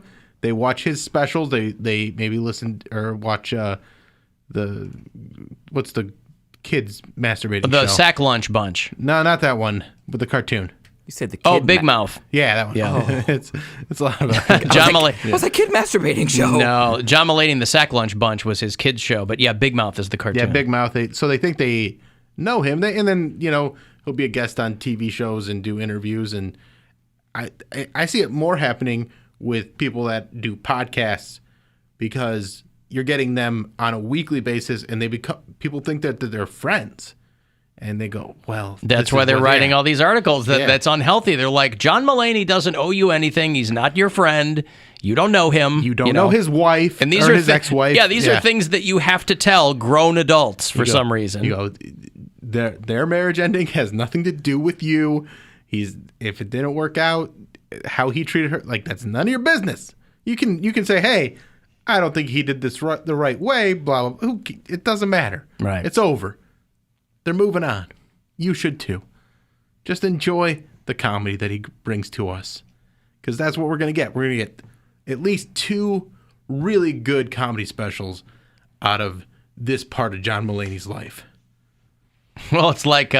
Because Mulaney did an episode of Comedians in Cars Getting Coffee, and there's a scene where they're walking through a rug store, and John Mulaney is talking very glowingly about his wife, and Seinfeld says something to him, because Seinfeld's talking about how skilled and deft John Mulaney is at the craft of stand-up, and then Mulaney's talking about his wife, she's an artist or something, and Jerry says something like, well, your wife only thinks she's good at something. And Mulaney's just standing there like, because Seinfeld doesn't give half an F. He's not mean. It's not malicious. He's just very curt and blunt, and he says what he thinks. And he's kind of got a zen quality about him that really has no time or room for people to... Yeah, right. But just the look on Mulaney's face when he says that. It's worth going back and watching. So anyway, Owen Wilson presided over the lowest rated episode in the history of Saturday Night Live. That you can't all lay that at his feet. It's timing more than anything else. It's timing. And a lot of people have peeled away from SNL. Well, people have peeled away from SNL, but you also have to take into account the people stream everything now too. Even SNL. I watch it on Peacock, and it's clip by clip on there. Like same on Hulu. Yeah. You don't have to sit through any commercials. No, just jam on through it. Yeah. And arguably, Weekend Update is the most popular segment on that show week to week. Yeah. So Jost and Che are the ones that are, presiding over what people are really paying attention to. I enjoyed the Weekend Update this week. It was a funny one. Sometimes they can be a little flat. But Owen Wilson, dubious honor, but he broke the previous low rating record of Keegan-Michael Key's episode. I thought that bit with them punching the Muppet Show guys was funny. That was such a good episode, Statler and Waldorf. Yeah. But a lot of people tune in and they'll get like a big like Kim Kardashian this week. They're going to get a big spike because people don't tune in necessarily for people they like. They'll tune in for people that they want to see mess up. Elon Musk was one where people like, oh, I got to see this train wreck kind of thing. Well, more so that people have never seen Elon Musk like in the wild. Yeah. You see still photos of him, or you saw him on Rogan or something being a weirdo, but you don't see him doing things. At least I don't. You don't see him walking around. You don't see, definitely don't see him trying to be funny. He was definitely, well, you still didn't. I've got some sperm news here for people.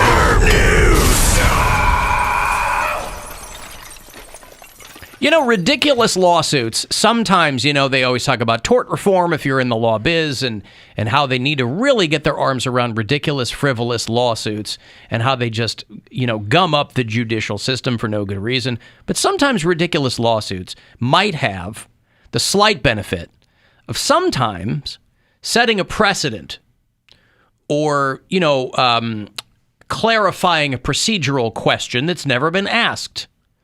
Like this woman who is suing Geico because she had sex with a guy in the backseat of his car, and he gave her genital warts. Whoa! And so she's suing Geico, saying that since she was in the guy's car, that his auto policy should cover this. And people now, will this probably be dismissed? Yes, but. If you take a second, you go, okay, here's a case that has probably never been litigated before. Should the insurance company be on the hook? She's suing Geico for $1 million. $1 million for warts? She voluntarily had unprotected sex in his automobile. She cops to all that. But she says that the policies that cover someone... Policies. that someone who is covered under their, auto insurance claim, that it is an umbrella liability coverage. And that I guess she's seeking satisfaction. She wants a declaratory judgment in her favor. Huh? How old is this woman?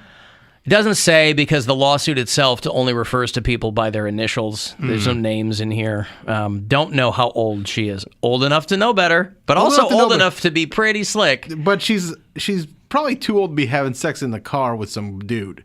Like, go to the Are you apartment. ever too old to have sex in a car? I mean, No, I'm not a car sex guy, but I mean, but I'm saying, like, it's one thing to have sex in a car when you're a teenager. When you're a teenager, or like if it's you and your significant other. But it sounds like this was a date, and they're like, hey, let's go hook up in the car rather than go back to somebody's apartment. Now, of course, Geico says that the auto policy only applies to bodily injuries arising from the use of the automobile.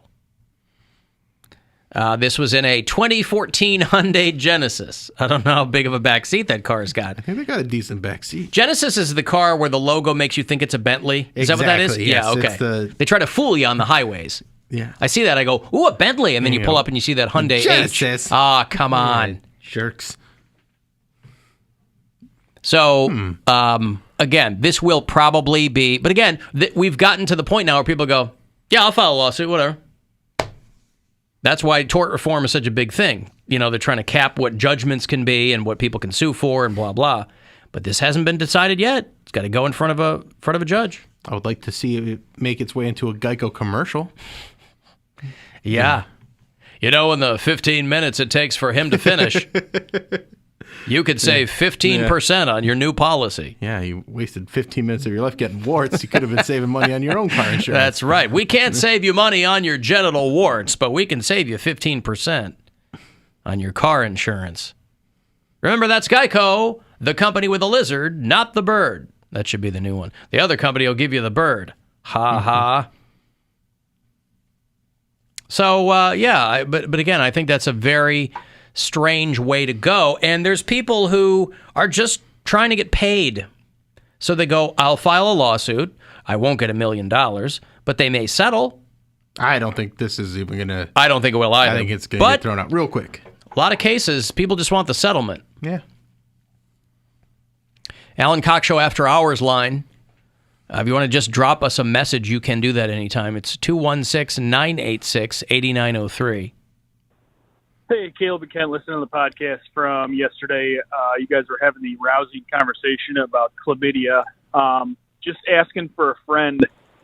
If I got chlamydia up in one of my face holes, can I go see Dr. Ryan Berglund, or do I got to go to like a ear, nose, and throat guy or girl for my face hole chlamydia?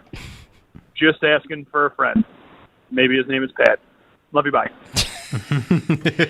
Yes, you're talking about chlamydia, and you don't have to get it in the crotch. You can get it other places. Well, I think if you got it in the throat, you'd go see an ENT, right? You wouldn't go to have the doctor who normally looks at where you would. I mean, Dr. Berglund's a urologist. If you don't have I think you just go to a regular practitioner. Like, you could probably see the nurse practitioner because they're going to diagnose it. Like, that's not what you need a specialist for, because they go, oh, that's chlamydia. It's in your face hole. You take these antibiotics and you're good. I don't think you need a specialist for that. Got chlamydia in my throat. Yeah. Boy, anytime we talk about cousins or anything, I get a lot of texts. From people that are. Yeah, you guys are doing some crazy stuff out there, by the way. I don't know if you're living in Stark County. I don't know if you're way out there and you're just bored AF. But holy cow. Alan, I had sex with my dad's wife's cousin's kid. Is that weird? She was hot. That's not. Dad's wife's, so stepmom's cousin's kid. Dad's wife's cousin's kid. That's not anything. Yeah, I was going to say, that's far enough away where, yeah. Well, he just asked if it was weird. He or she. I mean, it might have been weird. I just don't... Not illegal. Nothing illegal about that, and that's not even like a weird pairing. I think once you're inside the boundaries of the law, go crazy. Do whatever you want to do. You only have to answer to your family members. So wait, what was... I thought we'd established that it wasn't illegal. I thought that's what you said. No, that wouldn't be illegal. I'm just talking about all these other things that people throw at me when they text. As long as it's legal, go nuts. Well, what was one that was illegal? Well, incest is illegal. So if you have sex with a direct family member, that's illegal. You can't. You said we passed the clip around. You can have sex with your mom. Because I said you can have sex with anyone of age, and then Poundcake, for whatever reason, said you can have sex with your mother. No, you cannot. You can, just not legally. No, that's incest. That's illegal. Alan, I hooked up with my stepbrother just to get my dad and his current lady broken up. Savage. That is savage. Yeah. That's petty, too. My sister... Did it work, though? We need that follow-up text. Yeah. Did it work? My sister was dating our brother's wife's brother. See, these don't count. That's not... Brother's... Wife's brother. Wife's Yeah, brother. because then there's no real relation there. Alan, I had 3 cousins who were strippers when I was going through puberty, so there were a lot of conflicting feelings. Now that's like where I it said, gets tricky. They're out there in the sticks. You got to get paid. I'm adopted, and I find one of my cousins hot. Again, I think you're well within, Alan, my girlfriend of 10 years, went to Texas for a family reunion and ran off with her first cousin. So was that illegal? I don't think so. Absolutely not in Texas. But, I mean, 10 years, boy. Better keep that baby, no matter how lopsided it is. So, yeah, I don't know if you could get married to your cousin, but you can wail away on it. Well, again, it depends. Wail away. You can wail away. Yep. Swing away. Mm-hmm. It just depends on what the law is in that particular state, I guess.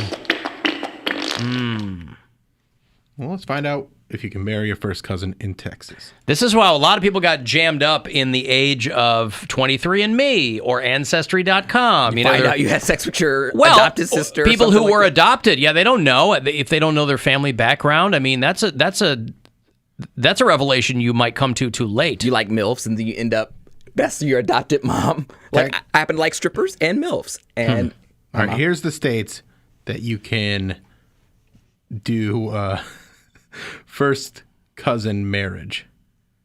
All right. Where was it? I had a nice little list there. Alaska, no.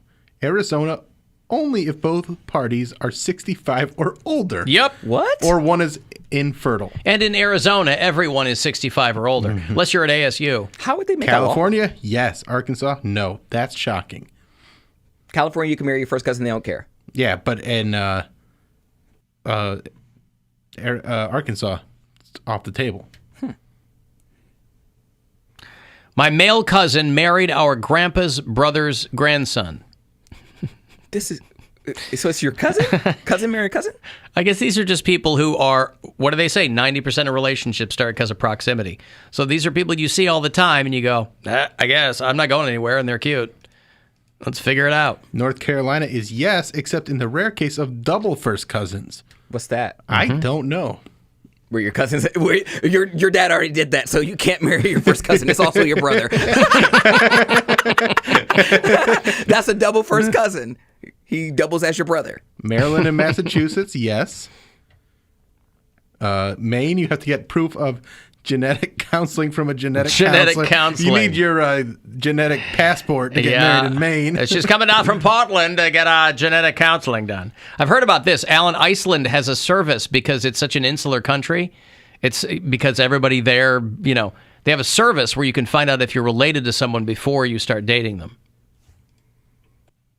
Boy, imagine that. There's a lot where it's only if the woman is at least 55 or either is permanently sterile. Well, yeah, because they can't get pregnant. Yeah. Once you're postmenopausal, I think all bets are off. What about gays? What about gays? They can't get pregnant either. I'm saying, like, can a gay, now that gay marriage is legal, they're like, listen, I've been waiting my whole life. Yeah, I think you're fine then. You can marry a dude. No babies. Well, yeah. I mean, We ain't hurt nobody.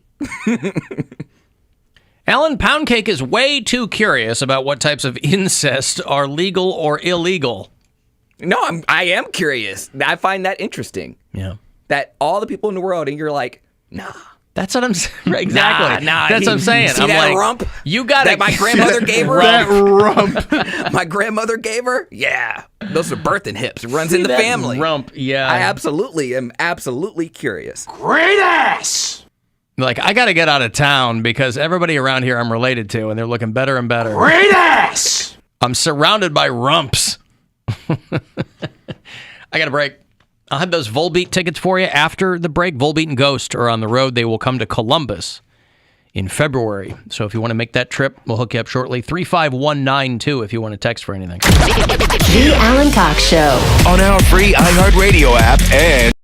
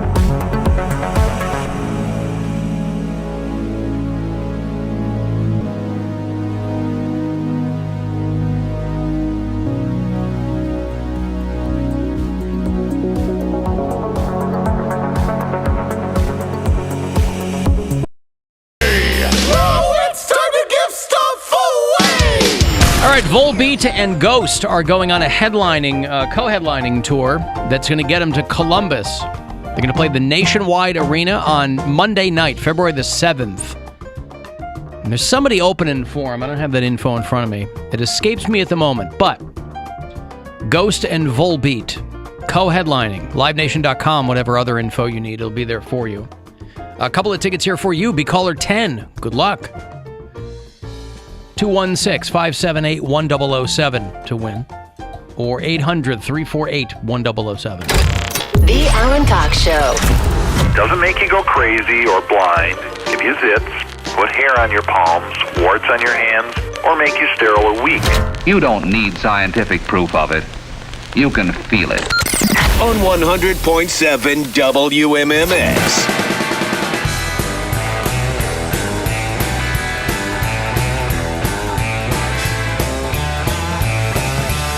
I remembered this band Twin Temple. Have you heard Twin Temple?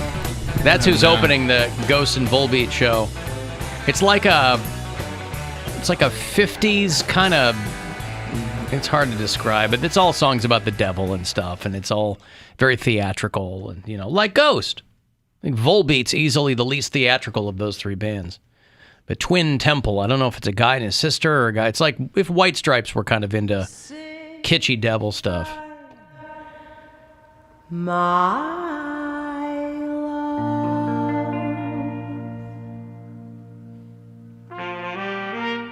Lucifer, my love, the candles are burning bright. There you go. So it's some of that. It's like if Lana Del Rey was really into the devil. So that's that band opening Ghost and Volbeat. They're called Twin Temple, and if you are unfamiliar with them, you might dig it. It says they've pioneered the satanic doo-wop genre. I love it. I love new genres of music. I've been trying to get urban polka going for a long, long time. Satanic doo-wop. Good for them. They're doing it. Everybody said they couldn't do it. They said, if you're into the devil, you got to be screaming and growling. These two said, nope. Absolutely not. We're going to get out there, and we're going to do our doo-wop. I like them apples. I don't think about them other than that. But it's a dude and it's a lady. She's cute. I'm sure somebody will get me hip to Twin Temple. Babylon is the new. Oh, they're out of L.A. Of course they are. Of course they are out of L.A. Satanic doo-wop is not going to come from Coeur d'Alene, Idaho. Of course. You never know. Oh, they are husband and wife. Alexandra and Zachary James. I'll tell you what, if you want to go that route, and this is, I think I'm pretty safe in giving you this recommendation. If you're a dude who maybe hasn't had a lot of luck with the ladies, if you go full in on the jet black, pale face, if you want to go in on like the full-on goth thing, you will eventually get a pretty foxy girl. She might be going through a phase, but you'll end up, There's takers. There are takers. Yeah. Because I don't understand it. Huh? Like when my ex-wife was like, oh my God, Jack White's beautiful. And I'm like, beautiful? He's talented. I don't know. He's beautiful. He's got a look that some people dig. So, and even better if you're into this kind of music. You're like, yeah, I like Little Richard and Fats Domino and Ray Charles, but they didn't sing enough about the devil. How can I combine the two? You'll find a gal. Who's pretty cute. Because when that music came out, it was the devil's music. Yes. But they weren't even singing about the devil. That's right. Well, it was the devil's music because it was black guys singing it. That's why it was the devil's music. Until white people took it, and they go, hey, now it's all right. Yeah, all these years later. So it's kind of, so it's kind of like, an Amy Winehouse kind of thing. And, every 10, 15 years, somebody comes back with some form of doo-wop, and everybody hears it with fresh ears. We were talking before the break about that lady that wants to sue Geico because her boyfriend or a guy gave her warts in the back seat of his 2014 Hyundai. And, as a lady came, we were just talking about Diplo a couple days ago. I don't know in what context, but now some lady's suing Diplo, saying he gave her the clap. Can you sue people for getting Yeah, venereal diseases? for knowingly infecting you? That's illegal in some states. I guess if they're knowingly, but I feel like that has to be your contention. Yeah. You can't sue somebody for unknowingly giving you. You got to go, he knew it and he gave it to me anyway. Now the question remains: condoms are not 100% effective, but they're about 99.5% effective. All these people are out there raw dogging it. People like raw dogging it, man. Listen, I get it. But, if you're having sex with Diplo... Bag it up. Bag it up. He's facing criminal charges in Los Angeles. Wow. Because a woman said... And again, I always assume these DJs are all Swedish. But plenty of them are from the States. This guy's from L.A. Isn't this like the country DJ? Diplo? I don't know. Did he do the Wake Me When It's Over? Poundcake, you raising your hand? I'm sorry. I didn't have his mic up. First of all, not my Diplo. Diplo could do no wrong in my eyes. He's from Louisiana, and he did not work with Avicii on "Wake Me Up." That was Avicii, the guy who slit his own throat. Who is Swedish? Because that was Mike Einziger and from Incubus and Aloe Black singing it, right? That "Wake Me When It's Over." Yes. Yeah. So Diplo is just a 42-year-old EDM guy from L.A. who's He's not from L.A. He's from... Huh? Well, okay, he lives in L.A. But what I'm saying is he's American. Yes. Yeah. His name is Thomas Wesley Pence. He's going through a lot right now. Because the girl... Yeah, he's going through a lot. She says he gave her the clap. Well, the girl sued... He had a girl sue him earlier, in the year, about going up to his hotel room and him making her do, mouth stuff. And then she dropped the lawsuit. And when do you think that... What kind of mouth stuff was he's like, now take your finger and just rub it real fast over your lips and go...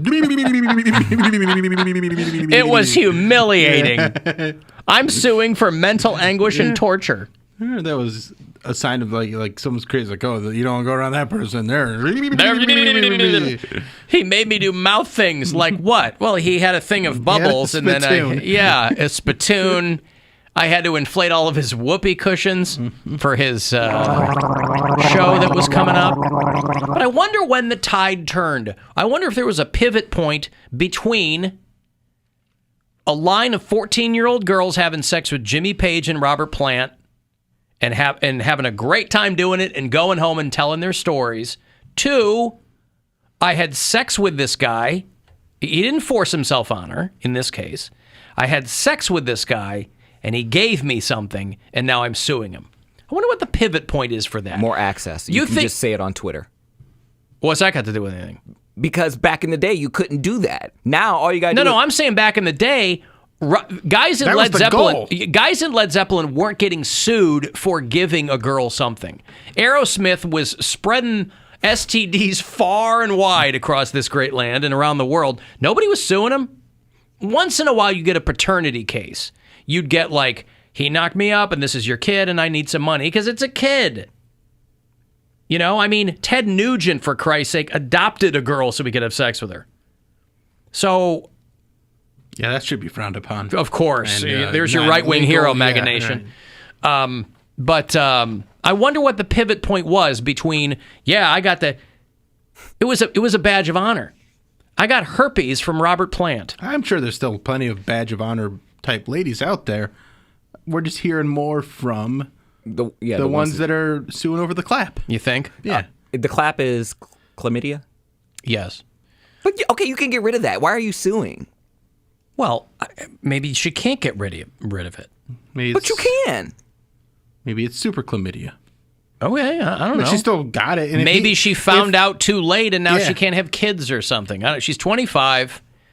And if he knowingly gave it to her, then that's scummy.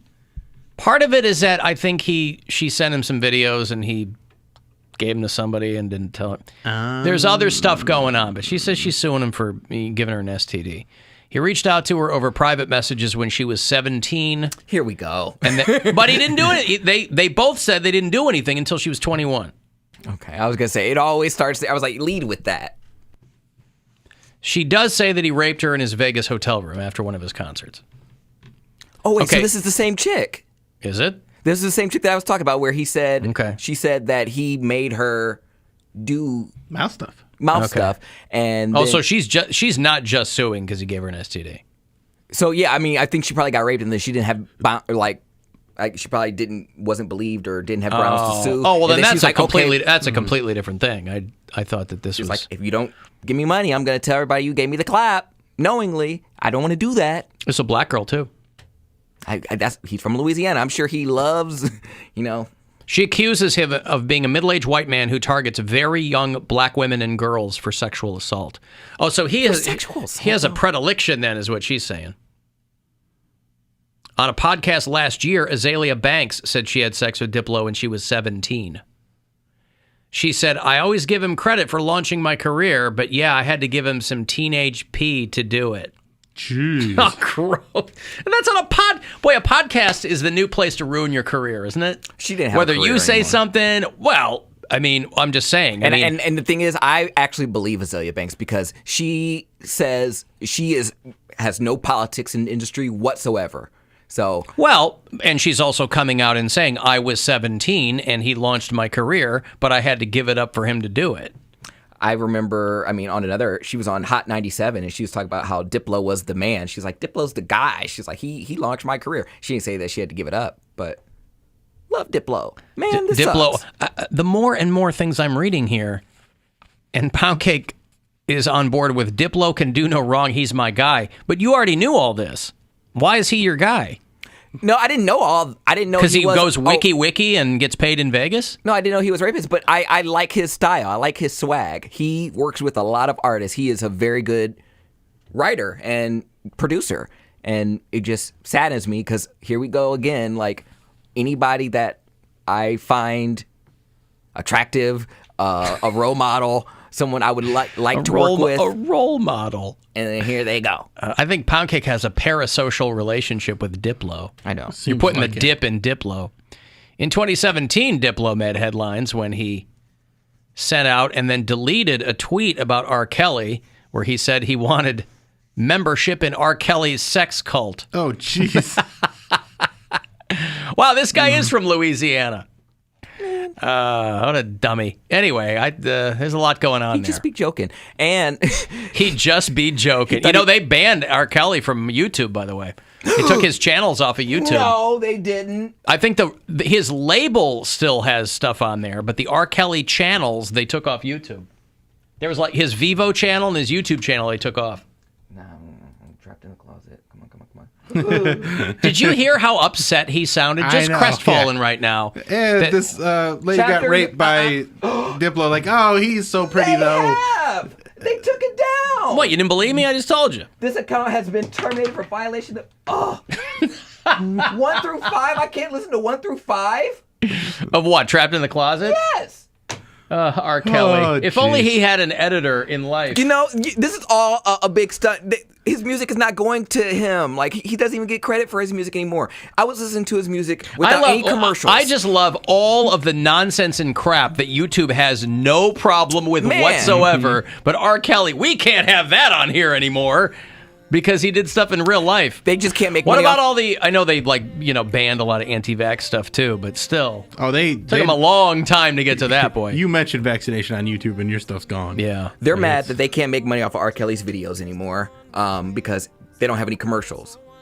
No one wants to advertise with them. I guess. That's why. Well, okay. 'Cause I used to listen. It is a money-making operation. I would just have a playlist. I'm like, all R. Kelly, and I would just be in the shower. So gross. What? It's just The so music didn't do anything to The me. music's not that good. It's not that great that it supersedes every other thing. I didn't say it did, but the music. We heard you when I just told you. The money and doesn't. you got online to confirm that I was correct, and you were gasping in terror, gasping at the prospect of R. Kelly not being on YouTube anymore. We could be like, oh. His tube got him into too much trouble already. We could say there's some sort of disaster, and Poundcake would be like, doesn't affect me. He took down R. Kelly's stuff on YouTube. I gotta see this now. Yeah, right. Sorry, claps gonorrhea, by the way. Devotion to accuracy. Oh, okay. Chlamydia is what Diplo gave her. It makes more sense to be, because you think with the CL, you're going to get the chlamydia. There you go. Clap. Yeah, gonorrhea needs like a cool new name. It's Haha, I got it to play. You know, Ha ha, I got it to play. Oh, good. I'm happy you can support that predator, that sex predator. Yeah. Allegedly. No, it's not alleged. So, do you want me to do the Jeopardy thing? What's Yeah, that let's with do him? the Jeopardy thing. Okay, so lay this out for me. So last night I was texting with this friend of mine, and she was a Jeopardy nerd. She watches it every night. And she's like, they did a category, all 90s albums. I got all 5 of them right. I'm like, well, send them to me. I want to see if I can get them all. They're very easy. Yeah. But I was like, For who us. might not be able to get all these is Poundcake. So the way it lays out is it tells you a popular 90s album, and then you have to name the artist. Oh, so I give him the name of the album. You give everything that I gave you is what they had on Jeopardy. I see. So do I say what is or who is? What is or who is? Yeah. Should I play him a little clip of the songs or no? No. It's just the okay. Just the question. He won't get any of them. Well, he'll get one. He'll get one of them. I think he'll get one. He'll get one. Okay. For $1,000. Are you ready, Poundcake? Yeah. You don't want to start at the bottom and work your way up. You're starting with the big money. You're going to Madame Modio. Yeah. Okay. Yeah. Okay. For $200. Matt Amodio's dad was my parents' lawyer, by the way. Who? Matt Amodio, the kid that keeps winning on Oh, there. yeah? Yeah. I was trying to remember we were talking about him a couple weeks ago. He went to Menor High or Medina High or something? yeah. But like his parents. And he's still on here? He's still doing the show? He's still doing it. He's killing it. Okay, for $200, Poundcake. According to Rolling Stone magazine, the best album of the decade was Nevermind. By what artist? You have to give me the artist, and I'll give you, you know how Jeopardy works. I'm explaining Jeopardy. Yeah. Who is Nirvana? Nirvana's Ooh, maybe correct. he'll get Absolutely two. correct. For $400. I'll take 90s albums on Jeopardy for $400, Alex. Who, Mayim? Mayim Bialik? Yeah. Mama Said Knock You Out. Who is the Beastie Boys? Oh, maybe he's going to get one. I thought he was going to get that I one. thought that was the one that he was going to get. Nope. The answer is LL Cool J. LL Cool J. You've seen him in real life. Licking his lips. Whack ass music. Loves R. Kelly. Panic at the Disco is his favorite punk band. LL Cool J. Whack ass music. All right. 90s albums for $600. Mayim, I don't know. I don't know. Miss Bialik. Miss Bialik. Max Bialystock. 1992's Grammy-winning album of the year. This Brit is Unplugged. This is the only one that gave me trouble, and it took me like 10 seconds to remember. This Brit is Unplugged. And I can't give him any musical hints here, right? Okay. Even you know what? This is not an audio. If you want to give him a musical hint, I think it will only make things worse for him. Who is David Bowie? No, I'm sorry. Eric Clapton. His Unplugged with Tears in Heaven. Is David Bowie English? He is English. He is also dead, yes. I was just making sure. Right. 90s albums for $800. The album title, Melancholy and the Infinite Sadness. Melancholy and the Infinite Sadness. Double album. By this American rock band. From Chicago. From Chicago, Illinois. Who is Fall Out Boy? 90s albums. I don't know when they came out. You know about them, so they came out after the 90s. Smashing Pumpkins Never are would've the... got it. Ever, no, ever. I know. He's only going to end up with one. I thought he'd get two. I thought he'd get Nirvana, and I thought he'd get LL Cool J, because you're not going to get these other ones. For $1,000, 90s albums. This is the last one, I believe, right? Last one. For $1,000, the album is called Vitalogy. It is this band's second album. No, sorry, third, I think. Vitalogy is the album by this American rock band from the Pacific Northwest. Can I get a hint? I have no idea. I just gave you a couple. I don't know. This is the band that you had never heard of before. Oh, who is Pearl Jam? Hey! He got two He with a did get very two. big hint. Two grunge bands, by the way. Yeah, all right. Missed Pearl Jam is LL Cool grunge. J. Huh? Pearl Jam is grunge. Okay, so there's Poundcake. I wonder how many people punch their radio listening to that. Yeah, he got himself $1,200 there, Alex, for that particular genre of 90s bands and their albums. This popular genre, this six-letter genre, this genre. All right, well done, Poundcake. You still got two. You pulled it out. Thanks, Eddie. I've got to take a break. If you want to get a text in for anything, 35192. You can listen anywhere on the iHeartRadio app. The Alan Cox Show.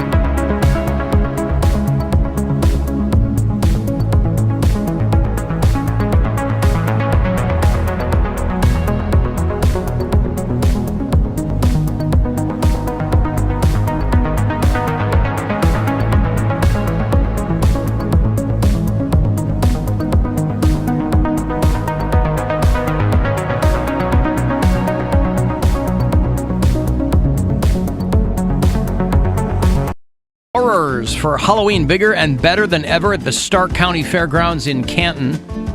CarnivalofHorrors.com for more info. A couple of passes for that, and I'll throw you tickets for the preview screening of Halloween Kills, the return of Michael Myers.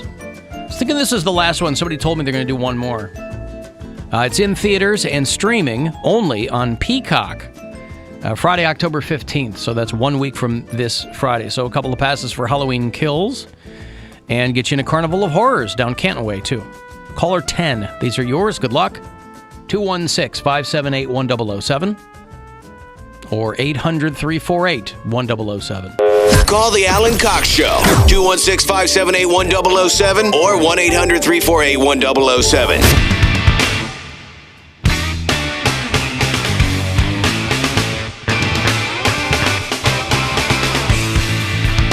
Send a text if you like for whatever. 35192.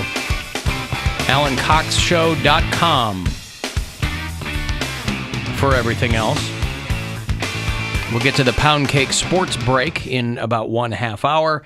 I'll have those Tool tickets for you right before that as well. They're going to play that show at the Romo Fijo on March the 20th of next year, along with a band called The Acid Helps. If you listen to this show on iHeartRadio, tell me where you do that. I'd like to put you on our map of the bureau chiefs from around the country. And I like to know when people move. People are nice enough to tell me.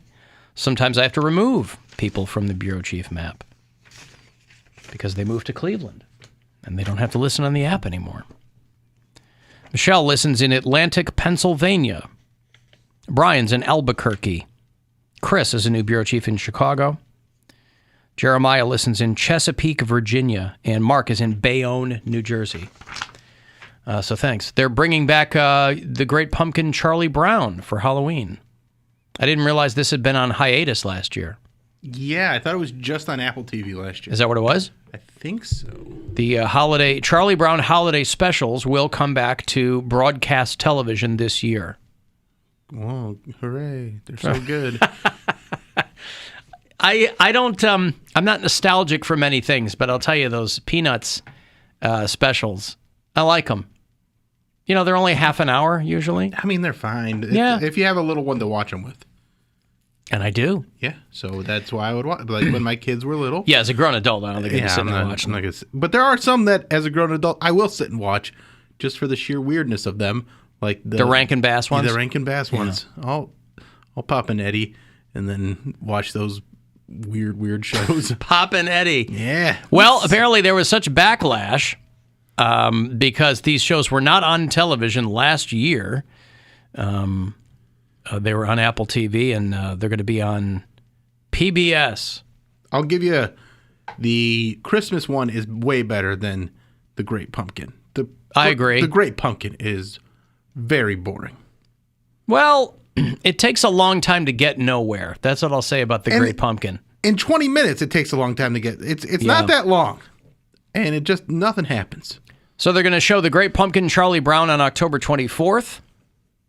Because they used to air them on CBS, but then Apple bought the Charles Schultz properties. So that's why they had them on Apple TV. They were trying to get the streamer up. And this year they'll be on PBS. So the 24th of this month, The Great Pumpkin. They'll do Charlie Brown Thanksgiving the Sunday before Thanksgiving. And they'll do the Charlie Brown Christmas on December the 19th. I like that it's closer to Christmas, because I feel like sometimes they will play the Christmas specials like the day after Thanksgiving or like the Tuesday after Thanksgiving. It's like, hey, what is the rush? Why don't they play them on Christmas? Yeah. Why don't you guys give me a couple of days to figure this out, and then we'll go from there. Why do you got to jam me up with all this Charles Schultz? I love a holiday special, whether it's like not necessarily the movies, but like either like the special or like a special episode. Like Roseanne had great Halloween episodes. Community had great Halloween episodes. Yeah. I like a good Brooklyn Nine-Nine. They do the Halloween heist episodes, and those are very fun. Simpsons, obviously. Sure. Treehouse of Terror. Well, you know, Lori Loughlin, everybody said her career was over when she went to prison, but they were like, well, that's a little premature. she's got her first acting gig after getting out. She's going right back to that Family Channel. Was she a Hallmark person or? She was Hallmark, but I don't know if that's part of that There's a channel called GAC. I don't know what that is. I don't even know what that is. But she was on a the first season of the show she was on the Hallmark Channel, and she's basically going back. It's called When Hope Calls. She was in a show called When Calls the Heart, I guess, and she was working in these, and then of course she got caught up in that Operation Varsity Blues. She and Felicity Huffman, I think, were the two most high-profile people who both did some jail time. But once you've done your time, you're going to get back there and start working again. Felicity Huffman, she's working. And Lori Loughlin's going back to try to get that audience back. I don't think that audience cares. No, I don't think they don't care at all. I don't think anybody's boycotting her. No. I mean, she's kind of had that career. I think she'll keep going there. They're looking for names, and she's a name. But I don't think there's any like diehard Lori Loughlin fans. No. From Full House. How many movies? She was on Seinfeld. Now, if she gets back on the Netflix show, which is that even going anymore? Oh, Fuller House? Fuller House. Don't know about that. Didn't watch it. But she was foxy when she did that Seinfeld episode. Oh, she's so hot. Yeah. The Serenity Now is the one she was on. She was like, I want to see you get really mad. You don't ever get mad. Because I get mad. I've been watching season 1 Seinfeld. Very different show. Oh, boy. George is a little too together still. Well, and it's like a play. It's so sparsely written, and you're like, boy, I'm working my way through them, though. Yeah, it really... There's some great jokes in it still, but it's just not... They hadn't figured out the formula. Seinfeld doesn't really get going till like season 3. They did 9 seasons, but those first 2, they're funny. I love all of them. Mm-hmm. But you can tell... It's just not the same show. No, you can tell when it turns a corner. When it really becomes a thing. The guy that was playing his dad in the first season, very different actor. Yeah, John Randolph. Yeah. I heard that those aren't on Netflix. Like I think when they were on Hulu, they had the very first episodes that they shot before they got Jerry Stiller. That was part of the streaming. No, oh yeah, Jerry Stiller is the dad. But yeah, it's on there. I watched it. Is it? Yeah, with the original actor? Yeah, it's like the second episode or something. They're staying with him. Yeah, because it was on because I have the DVD box set and it's on there as part of the extras. But some people were commenting that it's not on Netflix. And I guess there's some things, there's little bits and pieces of scenes that they've chopped out over the years in syndication so they can get more ads in. And I think those are still chopped out on Netflix. So if you didn't see it first run, you'll never get them. You'll never get them again. And I'm a Seinfeld nerd, so when I see things show up on TBS, I go, oh, they cut that part out.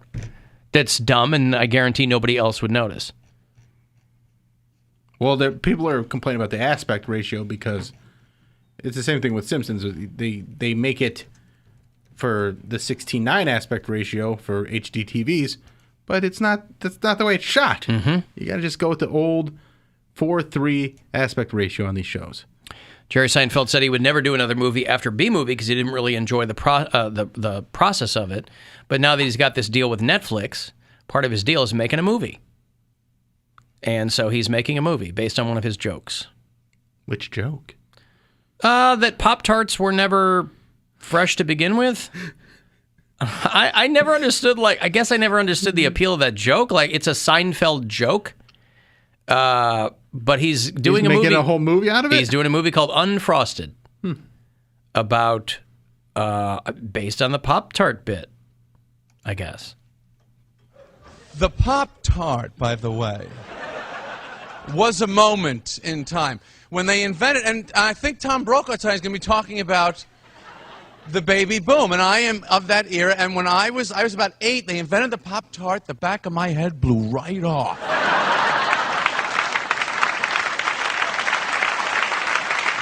Right? Do you remember? Like, what? I was in the supermarket aisle with my mother, and I'm like, hold it, hold up, hold everything. What the hell is that? Fruit-filled frosted rectangles in a box, the same The food is in the shape of the box. What is this? You open the box, they're not even in there. They're in packets. Remember the packets? Lined with some kind of metallic alloy from NASA to protect them from gamma rays and Russian satellites might shoot at your brown sugar cinnamons. You had to protect the... And you open the packet. How many were in the packet? 2. Why 2? 1's not enough. 3 is too many. That's why. It was perfect. Yeah, so he's doing a movie called Unfrosted. I don't know if it's like a about the invention of the Pop-Tart or if it's going to be I don't know. I'll watch it. Have you watched the Chappelle Hour? Yeah. Is it good? It's his last one for a while for Netflix. I mean, does it feel just stitched together? Well, there's some impressive parts of it, and he keeps going in on trans and gay people. I thought he said he was done with all that. Oh, this is the last time he's going to talk about it. I see. This is the last time I'm talking about this. He's got things to say. Yeah, but he said them all. Like I don't feel like he said anything new in this one. That's why it's kind of with everything that's been going on in the past 2 years, and he's talking about this. Like I feel like there's other things to talk about, man. So this was probably his most disappointing special to me. It's called The Closer. It dropped on Netflix. This was the one that he did at the Fillmore in Detroit. I had a friend that went to this, and it's a whole thing when you see a Chappelle live show, obviously, because he's got like I think Jeff Ross did this. I think Michelle Wolf did the show. Obviously, they're only going to show you the Chappelle part, but he talked about he got the coronavirus. First of all, before I even start, I want to say that I'm rich and famous. And the only reason I say that is because the last 17 months were hell, and I cannot imagine what everybody went through. But I'm happy to see you, and I'm happy you're well, and I hope everyone you love is okay.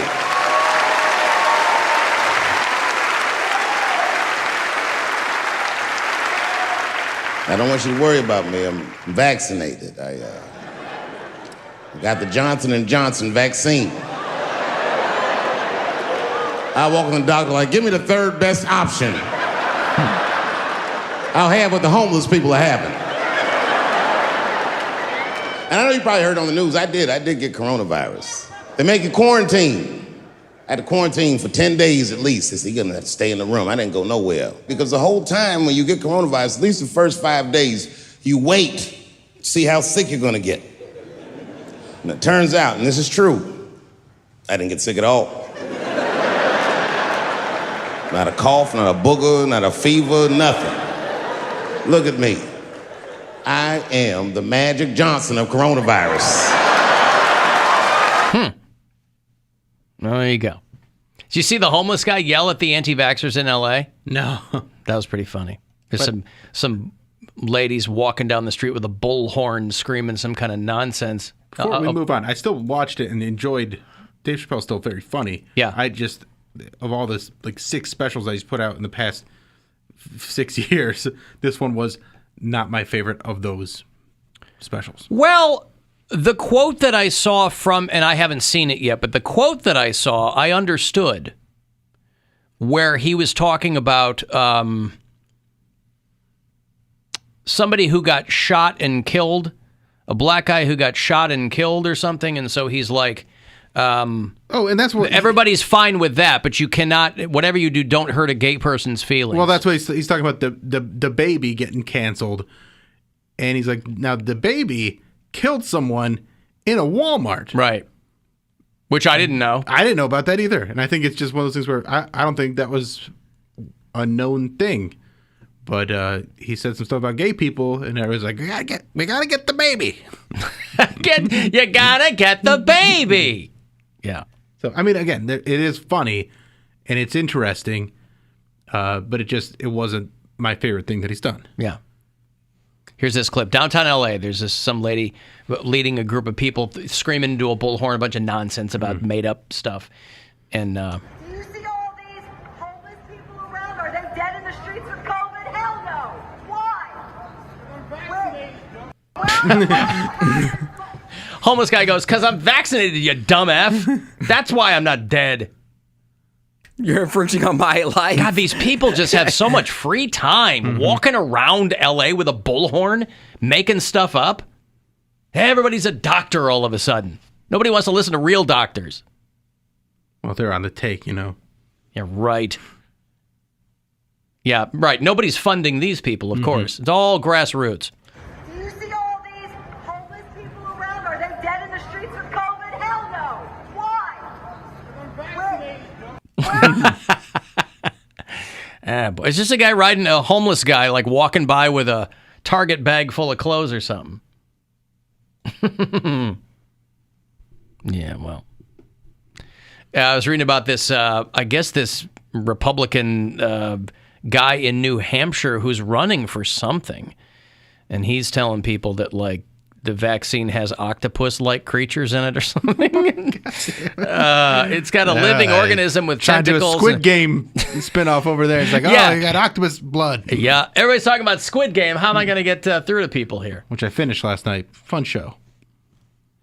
A living organism with tentacles and darkens the eyes of newborns. This is a guy named, I don't know what the guy's name is. A Republican guy running for something in New Hampshire. But think about this. Imagine that so many people have said so many crazy, made up, quantifiably false things about the vaccine that by the time you dive in, you have to go right to, there's an octopus in it. Because everything else has already been out there. You're just playing Mad Libs. What am I going to tell people's in this? Octopus? Yeah, okay, cool. A living organism with tentacles is in the vaccine. And they're trying, these people send these emails out to fundraise on them. But you are going to run out of dumb people. I mean, we're making them pretty fast. We're not making them fast enough. And a lot of them are, they're dying off. Some of them are dying off. Yeah, but there's plenty more replacements. I mean, there's so many dumb people. The vaccine has octopuses in it. It's octopuses or octopi? Octopi. I thought it was octopi, but then somebody told me it's octopuses. I think it's both. Okay. Well, then, so it's just a matter of what you prefer? Yeah. I think it's both. I'm so used to octopi that octopuses sounds weird to me. I think there's a few. Octopi is the oldest plural of octopus. Okay. Octopuses. It's that newfangled. That's what the kids are saying. Yeah. The kids are saying octopuses. You want to sound a little older, a little more mature, you say octopi. Keep them octopuses on fleek, son. Yeah, okay, well, that's something to consider. So the Chappelle Hour is up there. The homeless guy is vaccinated. God, I was reading a thing about doctors and what they tell people who are COVID deniers or vaccine deniers or whatever, and these doctors are like, I just tell people, I just try to give them information, but boy, it's really hard, and you're just banging your head up against a wall. One doctor was like, tells people, just stop looking at Facebook. That's the prescription. He shows them, one doctor in Baton Rouge, Louisiana is just getting burned up with Delta cases and things like that. He just shows them a Twinkie wrapper. For people who go, I don't know what's in the vaccine. He shows them a Twinkie wrapper. And he's like, tell me that you can pronounce everything on the back of this package. Because I have a chemistry degree and I still don't know what that is. So these doctors are like, I'm just trying to, people who get sick insist they have a natural immunity. And they got to go, no, you're not Superman. You might be in a different position than some other people are. Well, they're putting a tracker in it and it makes me magnetic. And so these doctors have to sit there, and if they're really trying to inform someone, some doctors get mad and quit and whatever. Listen, if they had a vaccine that made you magnetic, wouldn't that be kind of cool? Well, this one doctor said, he goes, one patient told me that they couldn't understand why the vaccine was free because people aren't nice. And nobody would give anything away. So there's no such thing as the inherent good nature of people. So why would this be free? That's what makes it suspect. And he's like, I didn't have a comeback from that. That's a good point. It's not a good point. That's a pretty good point. Please. Nothing in this world is free. Plenty of things are free. And there's plenty of things that are free. And it's not free. It's paid for by governments Right. and things. You're not paying. We're not paying for it. We're paying for it one way or another. Right, but, exactly. But it's also the reason, and there is a reason they want you to take the vaccine, so we can get back to living a more normal life, and we can get the wheels of society turning again. That's the price for the vaccine. So these doctors are like, just get off Facebook. Stop looking at Facebook. Facebook's not a medical school. There's no positive information for it, especially now that the jig is up with Facebook. Facebook is going to have its like tobacco moment, right? Remember when big tobacco got hauled in front, and that's what precipitated a lot of legislative changes and settlements and things like that. And, you know, Facebook's not big tobacco. I mean, they are different entities, obviously, and they do different things. But this woman, this whistleblower who's out there talking to the Senate and explaining how things work, she finally blew up this right-wing myth that there's a conservative bias on Facebook. There's all this Ted Cruz yipping and yapping about that. It's like, please. Been on Facebook recently? They're not censoring any right-wing stuff. They cater to conservative politicians because that's how they make money. They said it. The angrier you get, more money we make. It's not hard to figure out. I mean, it's not complicated. The angrier we make you, the more money we make. It took an insurrection from Trump and the nutballs to get him banned. So Facebook didn't care. They're like, we got to do something here, I guess. Yeah, I guess. I don't want to. You're out of here, sir. That is the last straw. I said good day. So these doctors are like, I am just trying to tell people we're baffled by the pushback. But, you know, the best thing we can tell somebody is just get off social media. You know, if you've got a gunshot wound or a stab wound, you want to see me in the emergency department, he said. But as soon as I start talking to somebody about a vaccine, all of a sudden I have no credibility whatsoever. So it's a weird thing. Baffled by the pushback was going to be a Judas Priest album, but they said, nah, probably not. Oh, man. Not going to do that. No. You know, especially since, you know, the more we learned about Rob Halford. Okay, hey, listen, I've got to take a break. I'll have those Tool tickets for you. They're playing the Romo Fijo next March. So if you want to go, you'll have to wait a bit, but you'll have them in hand. We'll get to the Poundcake Sports break shortly after that as well. 35192.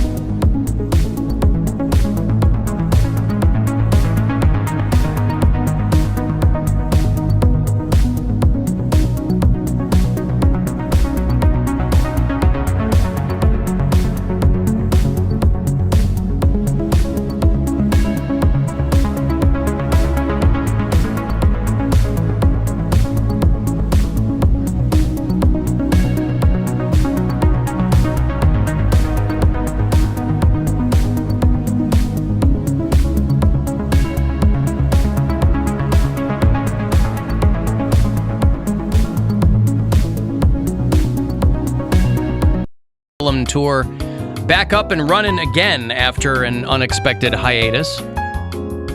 Tour comes to Cleveland March the 20th of next year. Play the Romo Fijo along with a band called The Acid Helps, who are pretty good. Tickets, info, whatever else at rocketmortgagefieldhouse.com. 2 tickets here for you, for Tool. Good luck. Caller 10.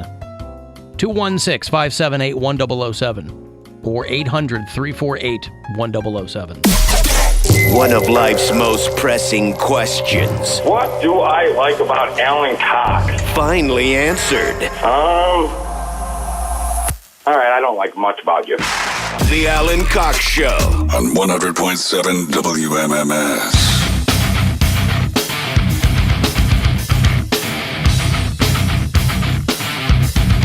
We'll get to the Poundcake sports break here in a minute. Next week on the show, I will have Clutch tickets for you. They're celebrating their 30th anniversary, and they'll return to the Agora on December the 29th. So just under the wire for 2021, if you want to kind of ring in the new year with Clutch. I'll have those tickets for you next week. Also, if you are a Shinedown fan, Shinedown's a weird band to me because they're utterly faceless as far as I'm concerned. Maybe that's the way they like it. But they have a lot of hits. They're a good band. That guy, Brent Smith, I think is... he used to be fat, then he lost a bunch of weight, and, you know. But an acoustic side project from the singer and guitarist of Shinedown, Brent Smith, Zach Myers. They're called Smith and Myers. And they're going to play December 12th at the House of Blues. So I'll have tickets for you for that. And then I'll get you to the Monsters game, too. They're starting up. Monsters against the Syracuse Crunch next Saturday. So Monsters, Smith and Myers, Clutch tickets next week on the show. Cavaliers lose big in Chicago last night. They are in Atlanta tonight. It's all preseason. Who cares, right? But it's fun to see. It's nice to watch a little bit of basketball. Fun to see some basketball. I watched the first half. They're going to play the Hawks tonight at 7:30 here on MMS and on the iHeartRadio app. So 7 o'clock is when that pregame will get going. Then they will come home to play the Pacers on Friday, and they'll play the Bulls again here at home on Sunday. The 20th is when the regular season gets going. They play the Grizzlies, I think, in Memphis. And then the 22nd is the home opener against the Charlotte Hornets here in Cleveland. I was reading about, for people who are already looking forward to the inaugural Guardians season, the team is still listed as the Indians on the 2022 Cactus League calendar. Those idiots. The spring training calendar. Cactus League play starts out in Arizona on Saturday, February 26th. The Guardians will play the Reds. And it is also that weekend something called the Innings Festival, which I guess is the fourth go-round for this, but I haven't heard of this before. It's going to play in Tempe that first opening weekend with Foo Fighters and Tame Impala and My Morning Jacket and Black Pumas. A lot of good bands, St. Vincent. And then a bunch of like MLB legends show up and talk to people. Kenny Lofton, Roger Clemens, Rick Sutcliffe, Tim Raines. Be a good time. So the Innings Festival, the 26th and 27th in Tempe, Arizona, which is opening weekend for Cactus League spring training. And I assume that they will have to update that information there to replace Indians with Guardians. But cactusleague.com if you want to look at it. Boy, Foo Fighters, God bless them. They are doing everything that is offered to them. Everything they can do. They want to get out and play. Do a hell of it. They're doing festivals. They're doing arenas. They're like having fun. Getting out and doing it. Ladies and gentlemen, Foo Fighters. Mm-hmm. But I like all those bands. I mean, a bunch of them I don't know. Fits in the Tantrums. What happened to them? The hands clap Yep. band? Yeah. They're playing the Innings Festival. People weren't clapping their hands anymore.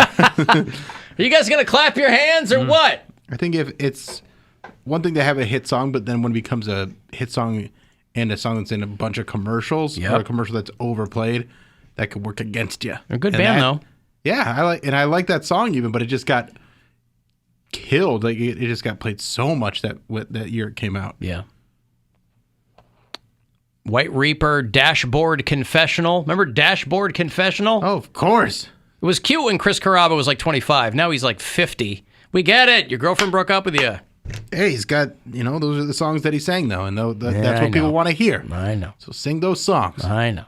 I want to hear the new stuff about your divorce. Hey, guys, here's a new song about how my new relationship is healthy and chugging along quite nicely. This song's about setting boundaries in a relationship to make it work. Yeah. This one's called No, Let Me Do That. You go and get some sleep. Your hair is everywhere, and it's fine. It's fine. It is okay. It's okay. It doesn't bother me. It's who you are. There was a little in the sink, and I pulled it out. It's just fine. Screaming fidelities because Not even screaming. Just letting you know. Because we're getting along so well. Alan, is Danny Hagar playing that festival? I don't think that. I don't think that he is, no. Oh, Danny Hagar. Yeah, Poundcake's a big Danny Hagar fan. Are you ready for the Poundcake sports break? Yes, me and Danny are. All right. Play ball! This is a Poundcake sports break.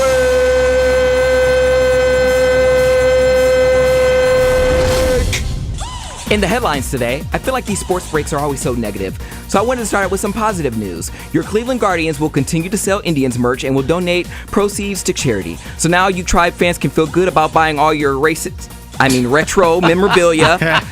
So who says everyone can't win? So now that that's out of the way, we can get back to the negative stuff. NASCAR's John West Townley attacked his ex-wife with a hatchet before being shot to death by police. No word yet on why, but homie allegedly just snapped. Word on the street was that he was really upset at the pair's divorce, that the pair's divorce was finalized. All parties besides Townley, of course, survived the incident. But damn son, the alimony payments could not have been that much. And last but not least, we go from hack shit to rack shit. The WNBA is about that life. Apparently a wild brawl broke out, and a lot of the players were involved. The girls who belonged to the Atlanta Dream team really gave meaning to the name by putting a bunch of those bitches to sleep. An apology was issued by a player who was involved because guess what? It was posted online to social media. Player Courtney Williams made a statement saying she would never want to represent herself or her organization in a negative way. I would not want to play dodgeball with these hoes. They are a force to be reckoned with. And with that, ladies and gentlemen, this concludes your Poundcake Sports Break. Play ball! This is a Poundcake Sports Break!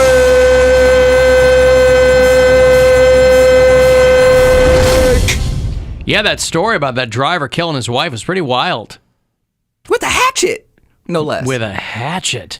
That's when you're pissed, man. Because that is... When are you not pissed? You kill someone, I'm just going to gingerly kill you. No, but they do make the distinction between, like, if you shoot somebody, you don't have to get right on them to do it. If you stab somebody, if you get them with a hatchet, if you beat them to death, if you choke them, that is that's an intimate way to kill somebody. You spray somebody's house with bullets, stabbing somebody, a hatchet. Bubba Wallace, by the way, won Talladega. He's the first black driver since 1963 to win. It's crazy. He's the guy that walked into his garage and there was over. I want to know what it means to you, the second African American, first since Wendell Scott, to get to victory lane at this level. Yeah, I never think about those things, and when you say it like that, it obviously brings a lot of emotion, a lot of joy to my family, fans, friends. It's pretty damn cool. So just proud to be a winner in the Cup Series. Yeah, Bubba Wallace is a good-looking dude. Pride of Mobile, Alabama. Wow, 1963. The Yellowwood 500. Used to be the Peckerwood 500. They switched it up. Well, good for him. He's 27. He's got a lot of years ahead of him. McDonald's changed their Twitter handle after he won, by the way. They changed it to Bubba Ba. Okay. Yeah, because he's wrapped in McDonald's signs and the car and his outfit. But what sucks is even on the biggest day for this guy, people still give him a hard time because he's a black guy. He's the guy that opened up the garage and they found a noose in there or something. And they said it was just like a string for the garage door or Garage something. pole, yeah. That's some spin, boy. Yeah, I guess. People are giving him a hard time? Yeah, Yes. yeah. They 'Cause give him. they're racist. They give him a hard time. They give the team. Yeah, but I mean, the team owner a hard time. I think they're called race fans. Not racists. Yes. They like race. They like one kind of race. The other one's not so much. Yeah, stock car racing. Yeah, he They're said not much for the F1 series. No, they're the FU series. Yeah, he said that he stopped reading social media months ago. He said that was the best advice that I got from some of the people on the team. And guy just wants to get out there and keep turning left, man. Just wants to get out there and turn left. He's good at it. He's great at it. I bet he could even turn right if he wanted to. I bet in real life he turns right. It must feel weird if you're a NASCAR driver when you're in real life and you have to make a right turn. That must feel strange. Like a phantom limb is taking hold. Why don't they ever flip the track around and make him do all right turns? I don't know. Why don't they do Then you that? get like, you don't wear the track out as much either. Yeah. It's like when you go to a gym and they have a walking track. You're like Tuesdays, Monday, Tuesday, Wednesday, you go clockwise. Yeah. Tuesday, Thursday, Saturday, counterclockwise. Live from Daytona Beach, it's the Reverse 500 brought to you by Flexengate. What if you did that and then all of a sudden this one driver that was just, he was an okay driver, but when you go the opposite direction, that's when he shines. He's like, I'm so good when we go do the Reverse 500. Uh-huh. I can't nail down this turning left. But right, I'm on it. It's like when you're left-handed and everything's made for right-handers, scissors and everything. Oh, he turned the wrong way on that one. I'm worried about Jimmy. He took a hard lick. He took a hard lick turning right. It's been some time since I've taken a hard lick. Take a long, hard lick at yourself, and somebody posted a supercut of every one of Michael Jackson's noises. Did you run across that, Cody? I'm excited to hear it. Poundcake, have you heard this? No. Was he on the phone? I was typing in something into your box. Oh, okay. This is Michael Jordan, not Michael Jackson, by the way, when I say MJ. In the sports break? In what? He's putting something in to send to you. Oh. Michael Jordan. Oh, I'm on the call. Leo, hello. Hey, what's up? What's going on? How are you? Good. No, Michael Jordan owns the Bubba Wallace team in NASCAR. Well, yeah, it's him and Denny Hamlin, yeah? Yeah. So they hate him too. Oh, boy. Yeah, Leo, you're cutting out. Thank you, pal. Yeah, it's Michael Yeah, it's Jordan and Michael Denny Jordan. Hamlin, yeah. He had nice things to say about him. There you go.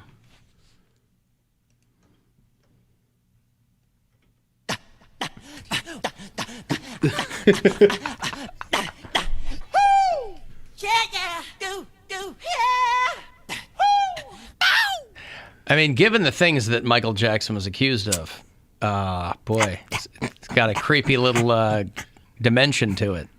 Sounds like a little chipmunk. Well, he sang like a little chipmunk. Wait, let me hear Poundcake doing it again. I told the witch doctor, huh? I just want to hear Poundcake doing the sounds. It's pretty good, yeah.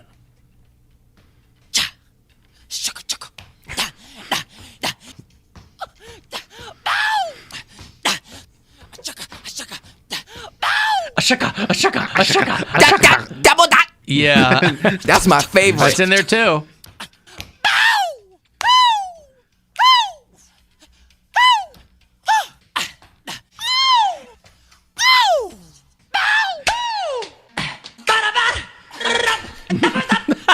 That's my favorite. That's the one you like? It's like Jack Black.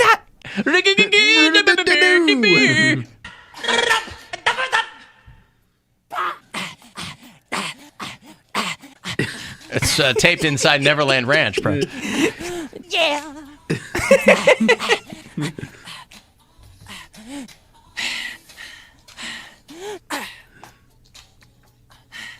Yeah. Yeah. Yeah. Yeah. Get it. Yeah.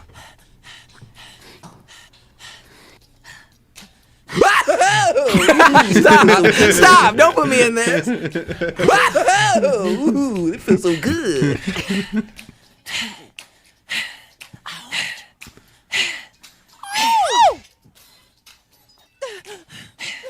Come on, listen.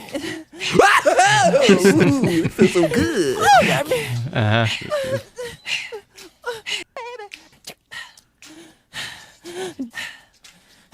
This could be like a sound soother. Got a lot of heavy breathing.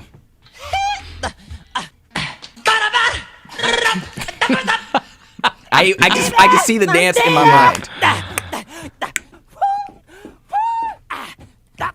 Ow!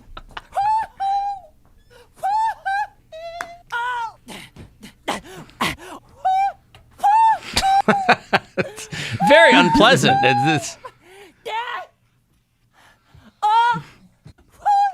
It's like if someone was being held hostage in a storage container. That's the noise you'd hear as you walked by. Him screaming and breathing. Ooh,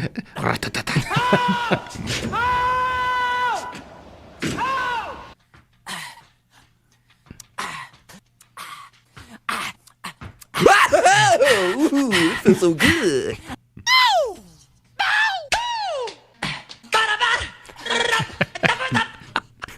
Those get Poundcake going every single time. I know they really do. That's his why shoulders I played just start going just side to for side. him. Oh, Because you can't just hear that and then not think about the heads turning.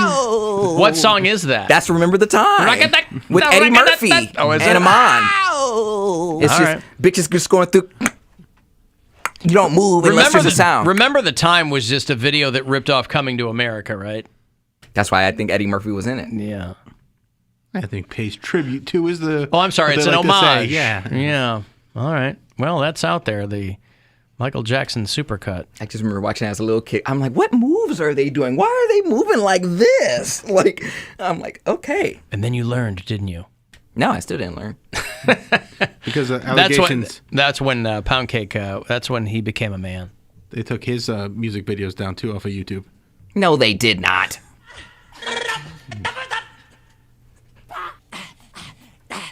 It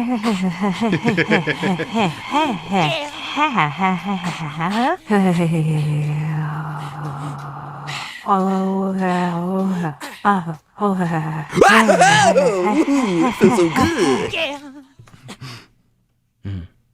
Yeah. Well, it's something to consider. No. Makes a lot of weird noises. But Yeah, he does. Michael Jackson just had to be a star. Could you just imagine him in like an office place? Like, he had to be a celebrity. What else would he have done? Do you remember the time? Yeah, it's 5 o'clock. Time to quit. Time to get a beer. You want to go to happy hour? Hey, you've been doing a bad job on your TPS reports. You haven't been putting a cover sheet on them. TPS reports. Come on with me to the office. Shimon to happy hour. Shimon. The David Lee Roth clips too. I got no love. Now Who's that? David, it's Danny Hagar. It's David Lee Roth. Now that he's retiring. I'll tell you all about it. Mm-hmm. Oh! Oh, yes! No. No. That dirty Diane didn't refill the coffee. Yeah! She killed it. She didn't fill it. All right. Let me take a break here. Pardon me. I want to get a text 35192. To do that, you can hit us up at alancoxshow.com, and you can listen anywhere on the iHeartRadio app.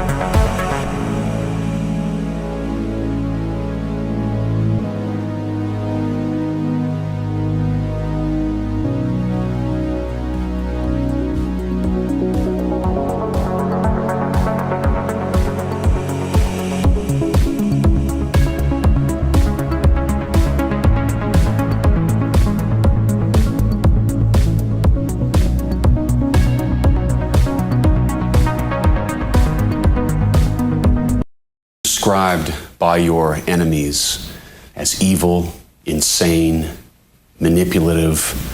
Who are you? Call the Alan Cox Show. 216-578-1007 or 1-800-348-1007.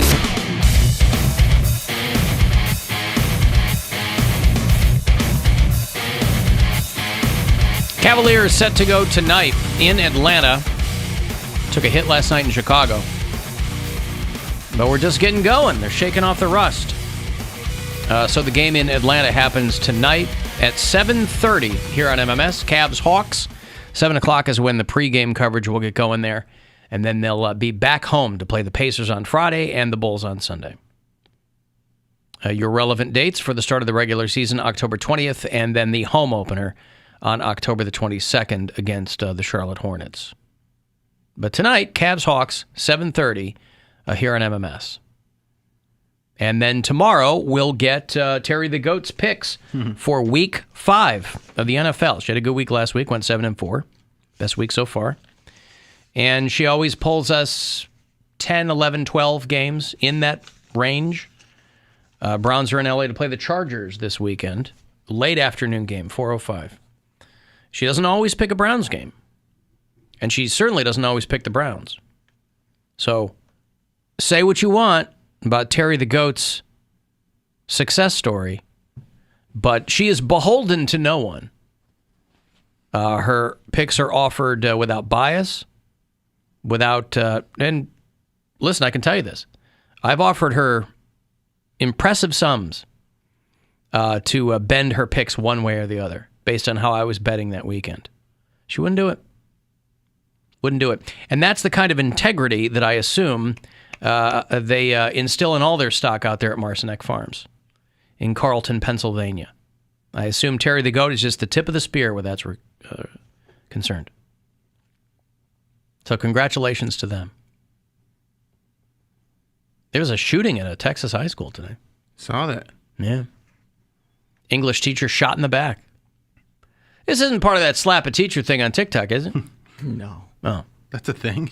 Yes, Yeah. it is, and they put teachers on high alert. Yeah, I bet. You know Why what? are kids so dumb to get expelled? Well, Like, no, it's not that. It's every time they talk about these TikTok trends, it always blows me away that after one or two kids does something, the information is disseminated from school district. Hey, something you want to watch out. The story I read was that it was an elementary school kid who hit his teacher in the back of the head. First of all, that means the guy had to be bending down. Elementary school or something, right? Wasn't like a high schooler came in and went whap. Teachers just don't get paid enough. No, they don't. Underpaid and underappreciated. Yes, I of just course. don't understand. Well, and it's how do we have teachers? It's not getting how? better, huh?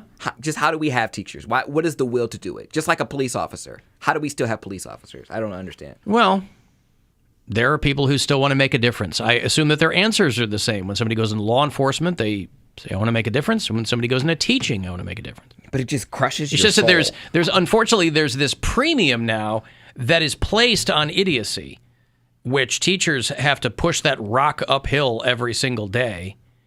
Because it used to be if you didn't know much, you worked to change that.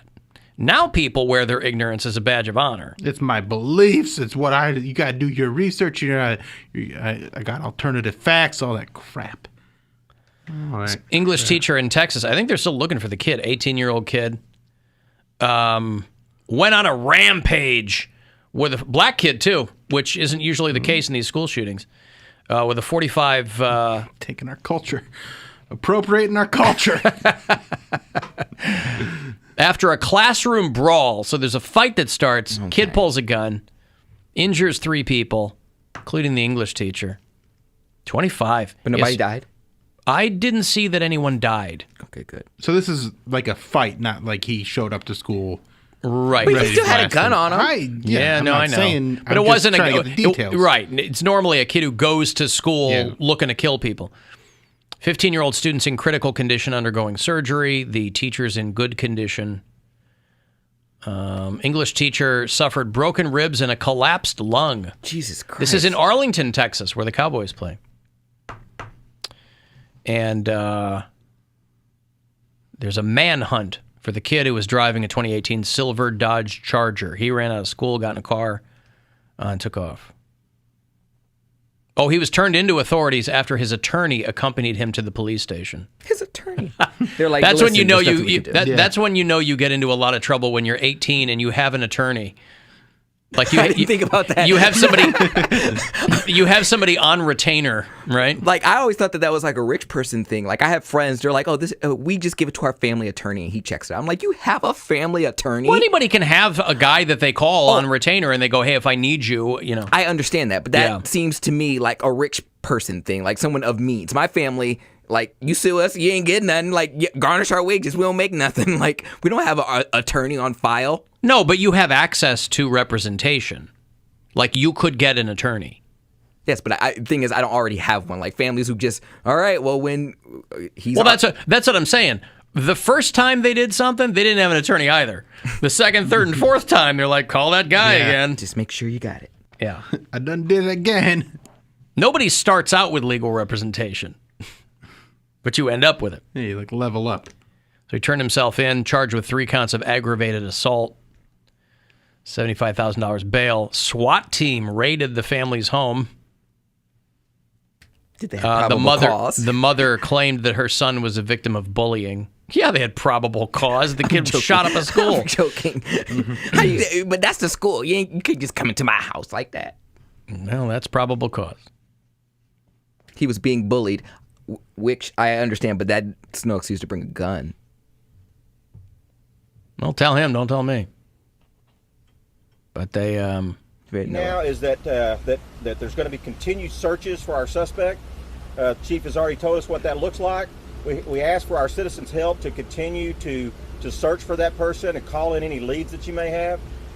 You should know at this point that this person is considered to be armed and dangerous, and I would suggest that you call 911 as soon as you see that person. Or you see that. Boy, that must be fun. They got a black suspect on the run in Texas. Hey, if you have any leads, let us know. 4,000 people calling in. Hey, I saw a black guy in my backyard. Might be him. Looked like he was 18. Angry police chief says officers were diverted from school after fake threats were made on social media. Yeah. No, man. Don't believe the hype. Social media is great. Can't live without it. So useful and helpful and, oh boy. Whatever dreams and desires that we had at the advent of social media, whatever altruistic ideals were ever baked into that cake, boy, they are long gone. Long gone.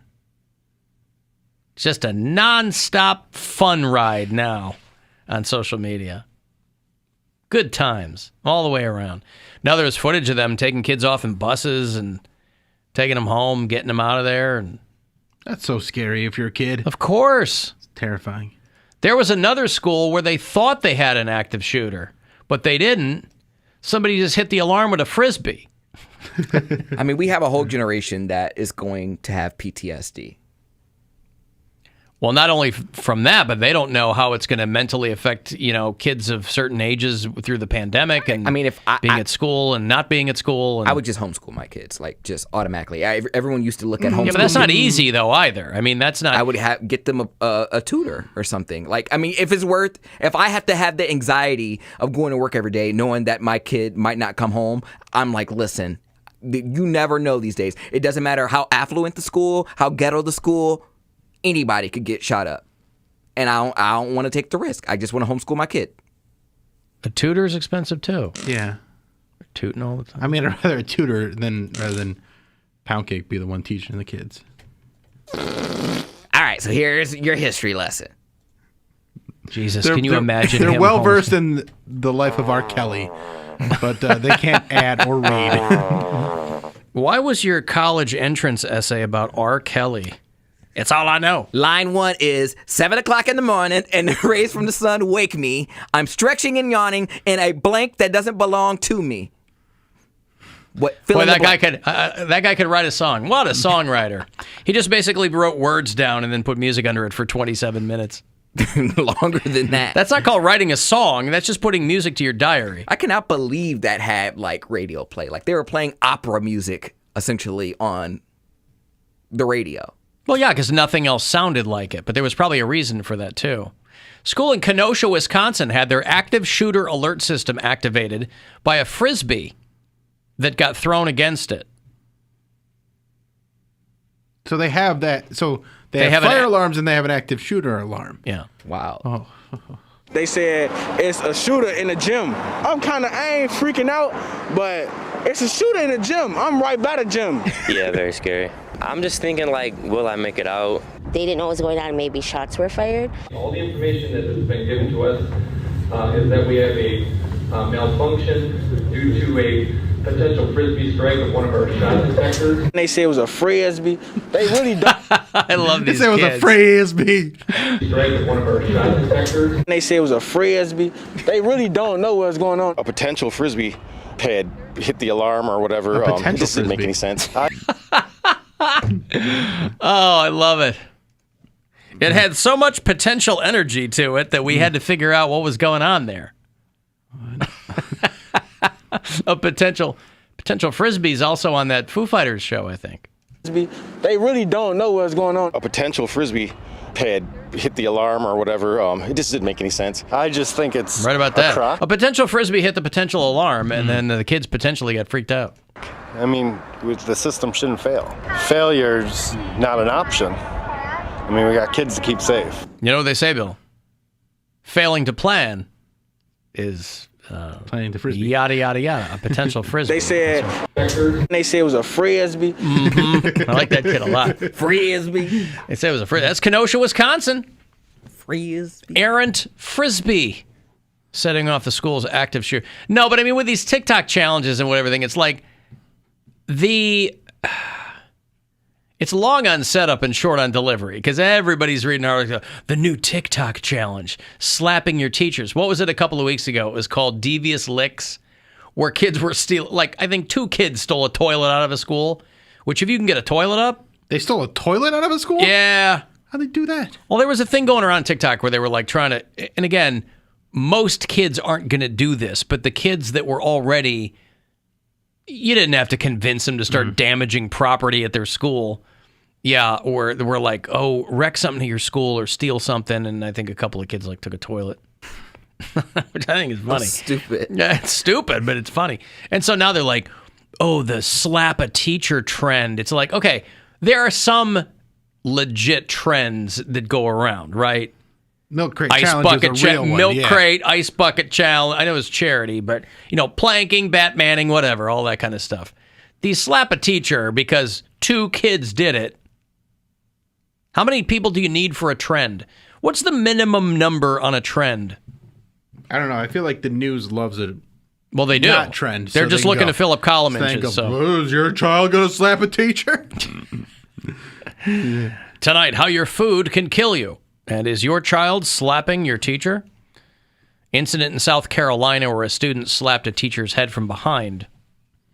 As well as another student on teacher swatting in Missouri. But one of them, they said it was an elementary school student. So I'm like, okay, well, that kid needs to, you call the mom or dad and you go, hey, he hit me in the head. I do think that if you get slapped by a student, a teacher should get a clean slap back. Get over here, Quincy. I'm going to smack your ass. Well, This is a nice... Uh-huh. And that's precisely why I'm so reticent to sign off on Poundcake's homeschooling. Because what has he always said? You don't know what you don't know until you know it. No. If I can't whip him, I can't watch him. If I can't whoop him, I can't watch him, is what you said. That's right? That's correct. Implying if I'm not able to subject these kids to physical violence, I can't be expected to babysit them. Because they don't listen. What do you think they're going to do when they're homeschooled? They want to be at school with their friends, and you're locking them up at Casa Brown. Well, next day, listen, you could go play. Yep. After you finish all your homework and your in-class work. Mr. Brown, how come we don't know anything? Because I'm stupid. Oh. Also, isn't it all homework if we're homeschooled? You don't know what you don't know until you know it. Mm-hmm. See? You want to get smart? We're trying to, but you're not making it easy. Her family hung her out to drive. Yeah, hung her out to drive. Lesson 1. Do you know that I don't care? Uh-huh. My textbook. How is it when you get that A+? Ooh, it feels so good. Yeah. You ever get an A+ in school, Poundcake? Yes, I don't remember on what though. You don't remember, but you remember getting an A+. Yeah, I love College or high school or junior high or when? all of the above. Oh, you got an A+ in college? On like certain classes, yeah. Yeah, okay. Yeah. I don't know. There were some classes that like I thrived. Like anything with like broadcasting, it was fun. Like radio and editing, doing my commercials and stuff. That stuff was fun, and it came easy to me. And I was pretty much already doing it with like WZIP. Sure. So Lunchtime, and Mr. Zubs. that was super a easy. B+. Or no, maybe a B-, but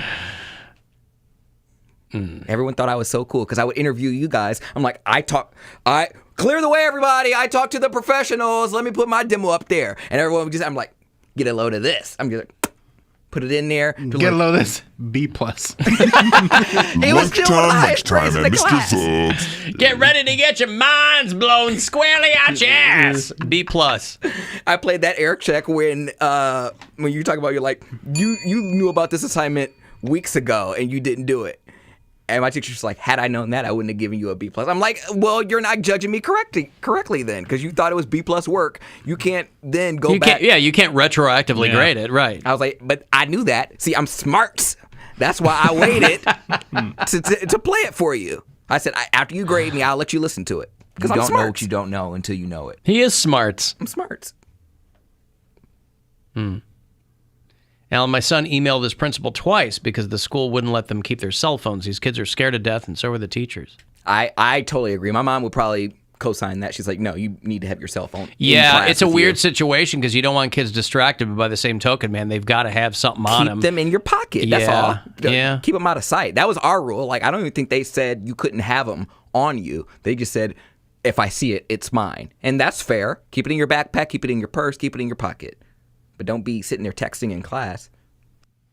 Alan, we had a urinal taken from our school. I mean, first you got to get it off the wall. What do you difficult. What I'm do impressed. you do with it? Yeah, that's labor intensive, boy. Yeah, I don't know. There it is. Everybody's doing it. the TikTok slap a teacher challenge. Yeah. Well, I mean, there's been the bang a teacher challenge that's been going on for decades. Yeah. Decades. And they're not keeping that quiet either. No, put it on TikTok. That's right. Just replace the T with a D. Jeez, this guy. Yeah, Cody come on. Poundcake Brown. I'm smart. He's smart. I'm He's smart. smart. I like Yep. I'm smart. That was an A+. Ooh, it feels so good. Another guy going in on MGK from that festival. The band Seether. We play him here all the time. Out of all the bands from 20 years ago that I thought would still be around, Seether was not in that list. I like them a lot. I did not think they'd still be around.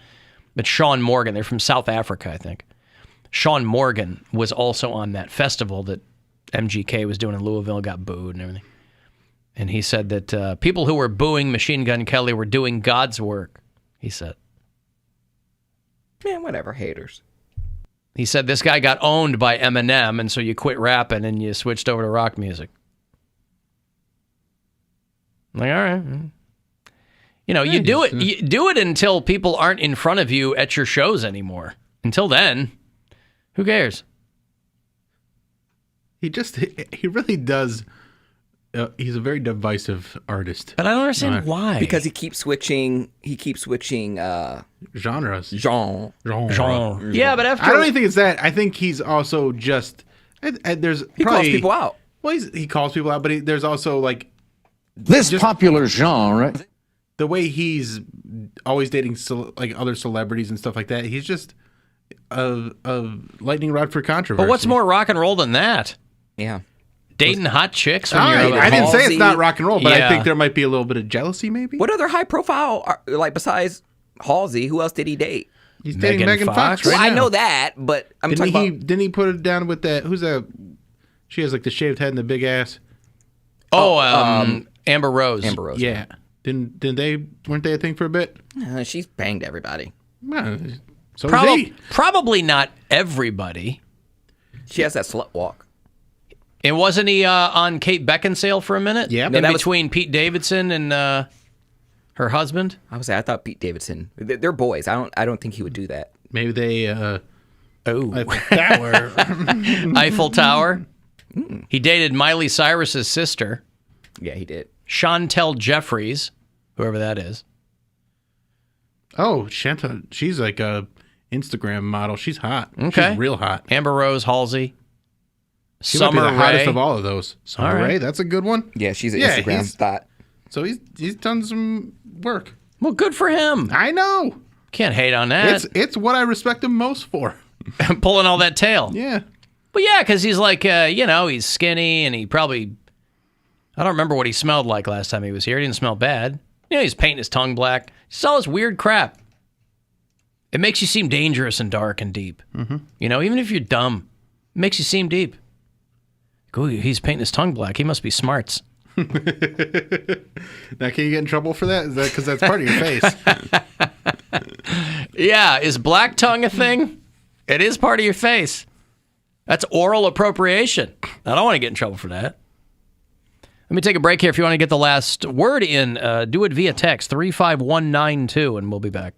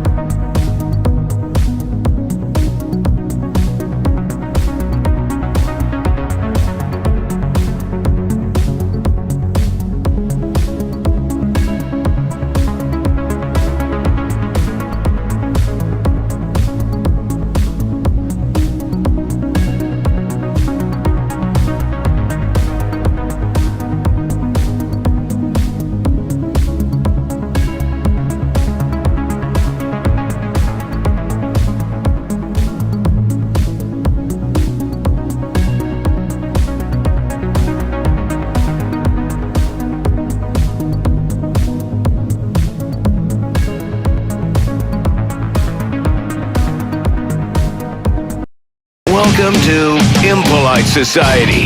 The Alan Cox Show. On 100.7 WMMS.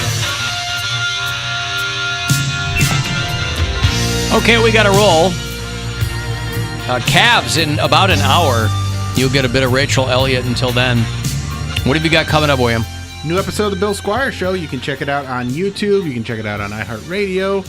Give us 5 stars on Apple Podcasts. And follow me on Twitter and Instagram at Bill Squire. Poundcake? Radio Cody B on Twitter and Instagram. A new Poundcake podcast. 50th anniversary. 50th anniversary. Yeah, up tomorrow. Yeah, all right. Good. Okay, thanks, guys. You'll find me out there at Alan Cox Show. Anything from today that you missed, podcast is available for you on the aforementioned iHeartRadio app. Anytime you want to drop us a message, you can do that. The After Hours line is 216-986-8903. The Alan Cox Show is our channel on YouTube.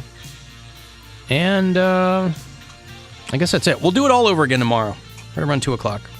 Thanks for hanging out. You got those Cavs in Atlanta playing the Hawks tonight, 7:30. Rachel Elliott here for a bit.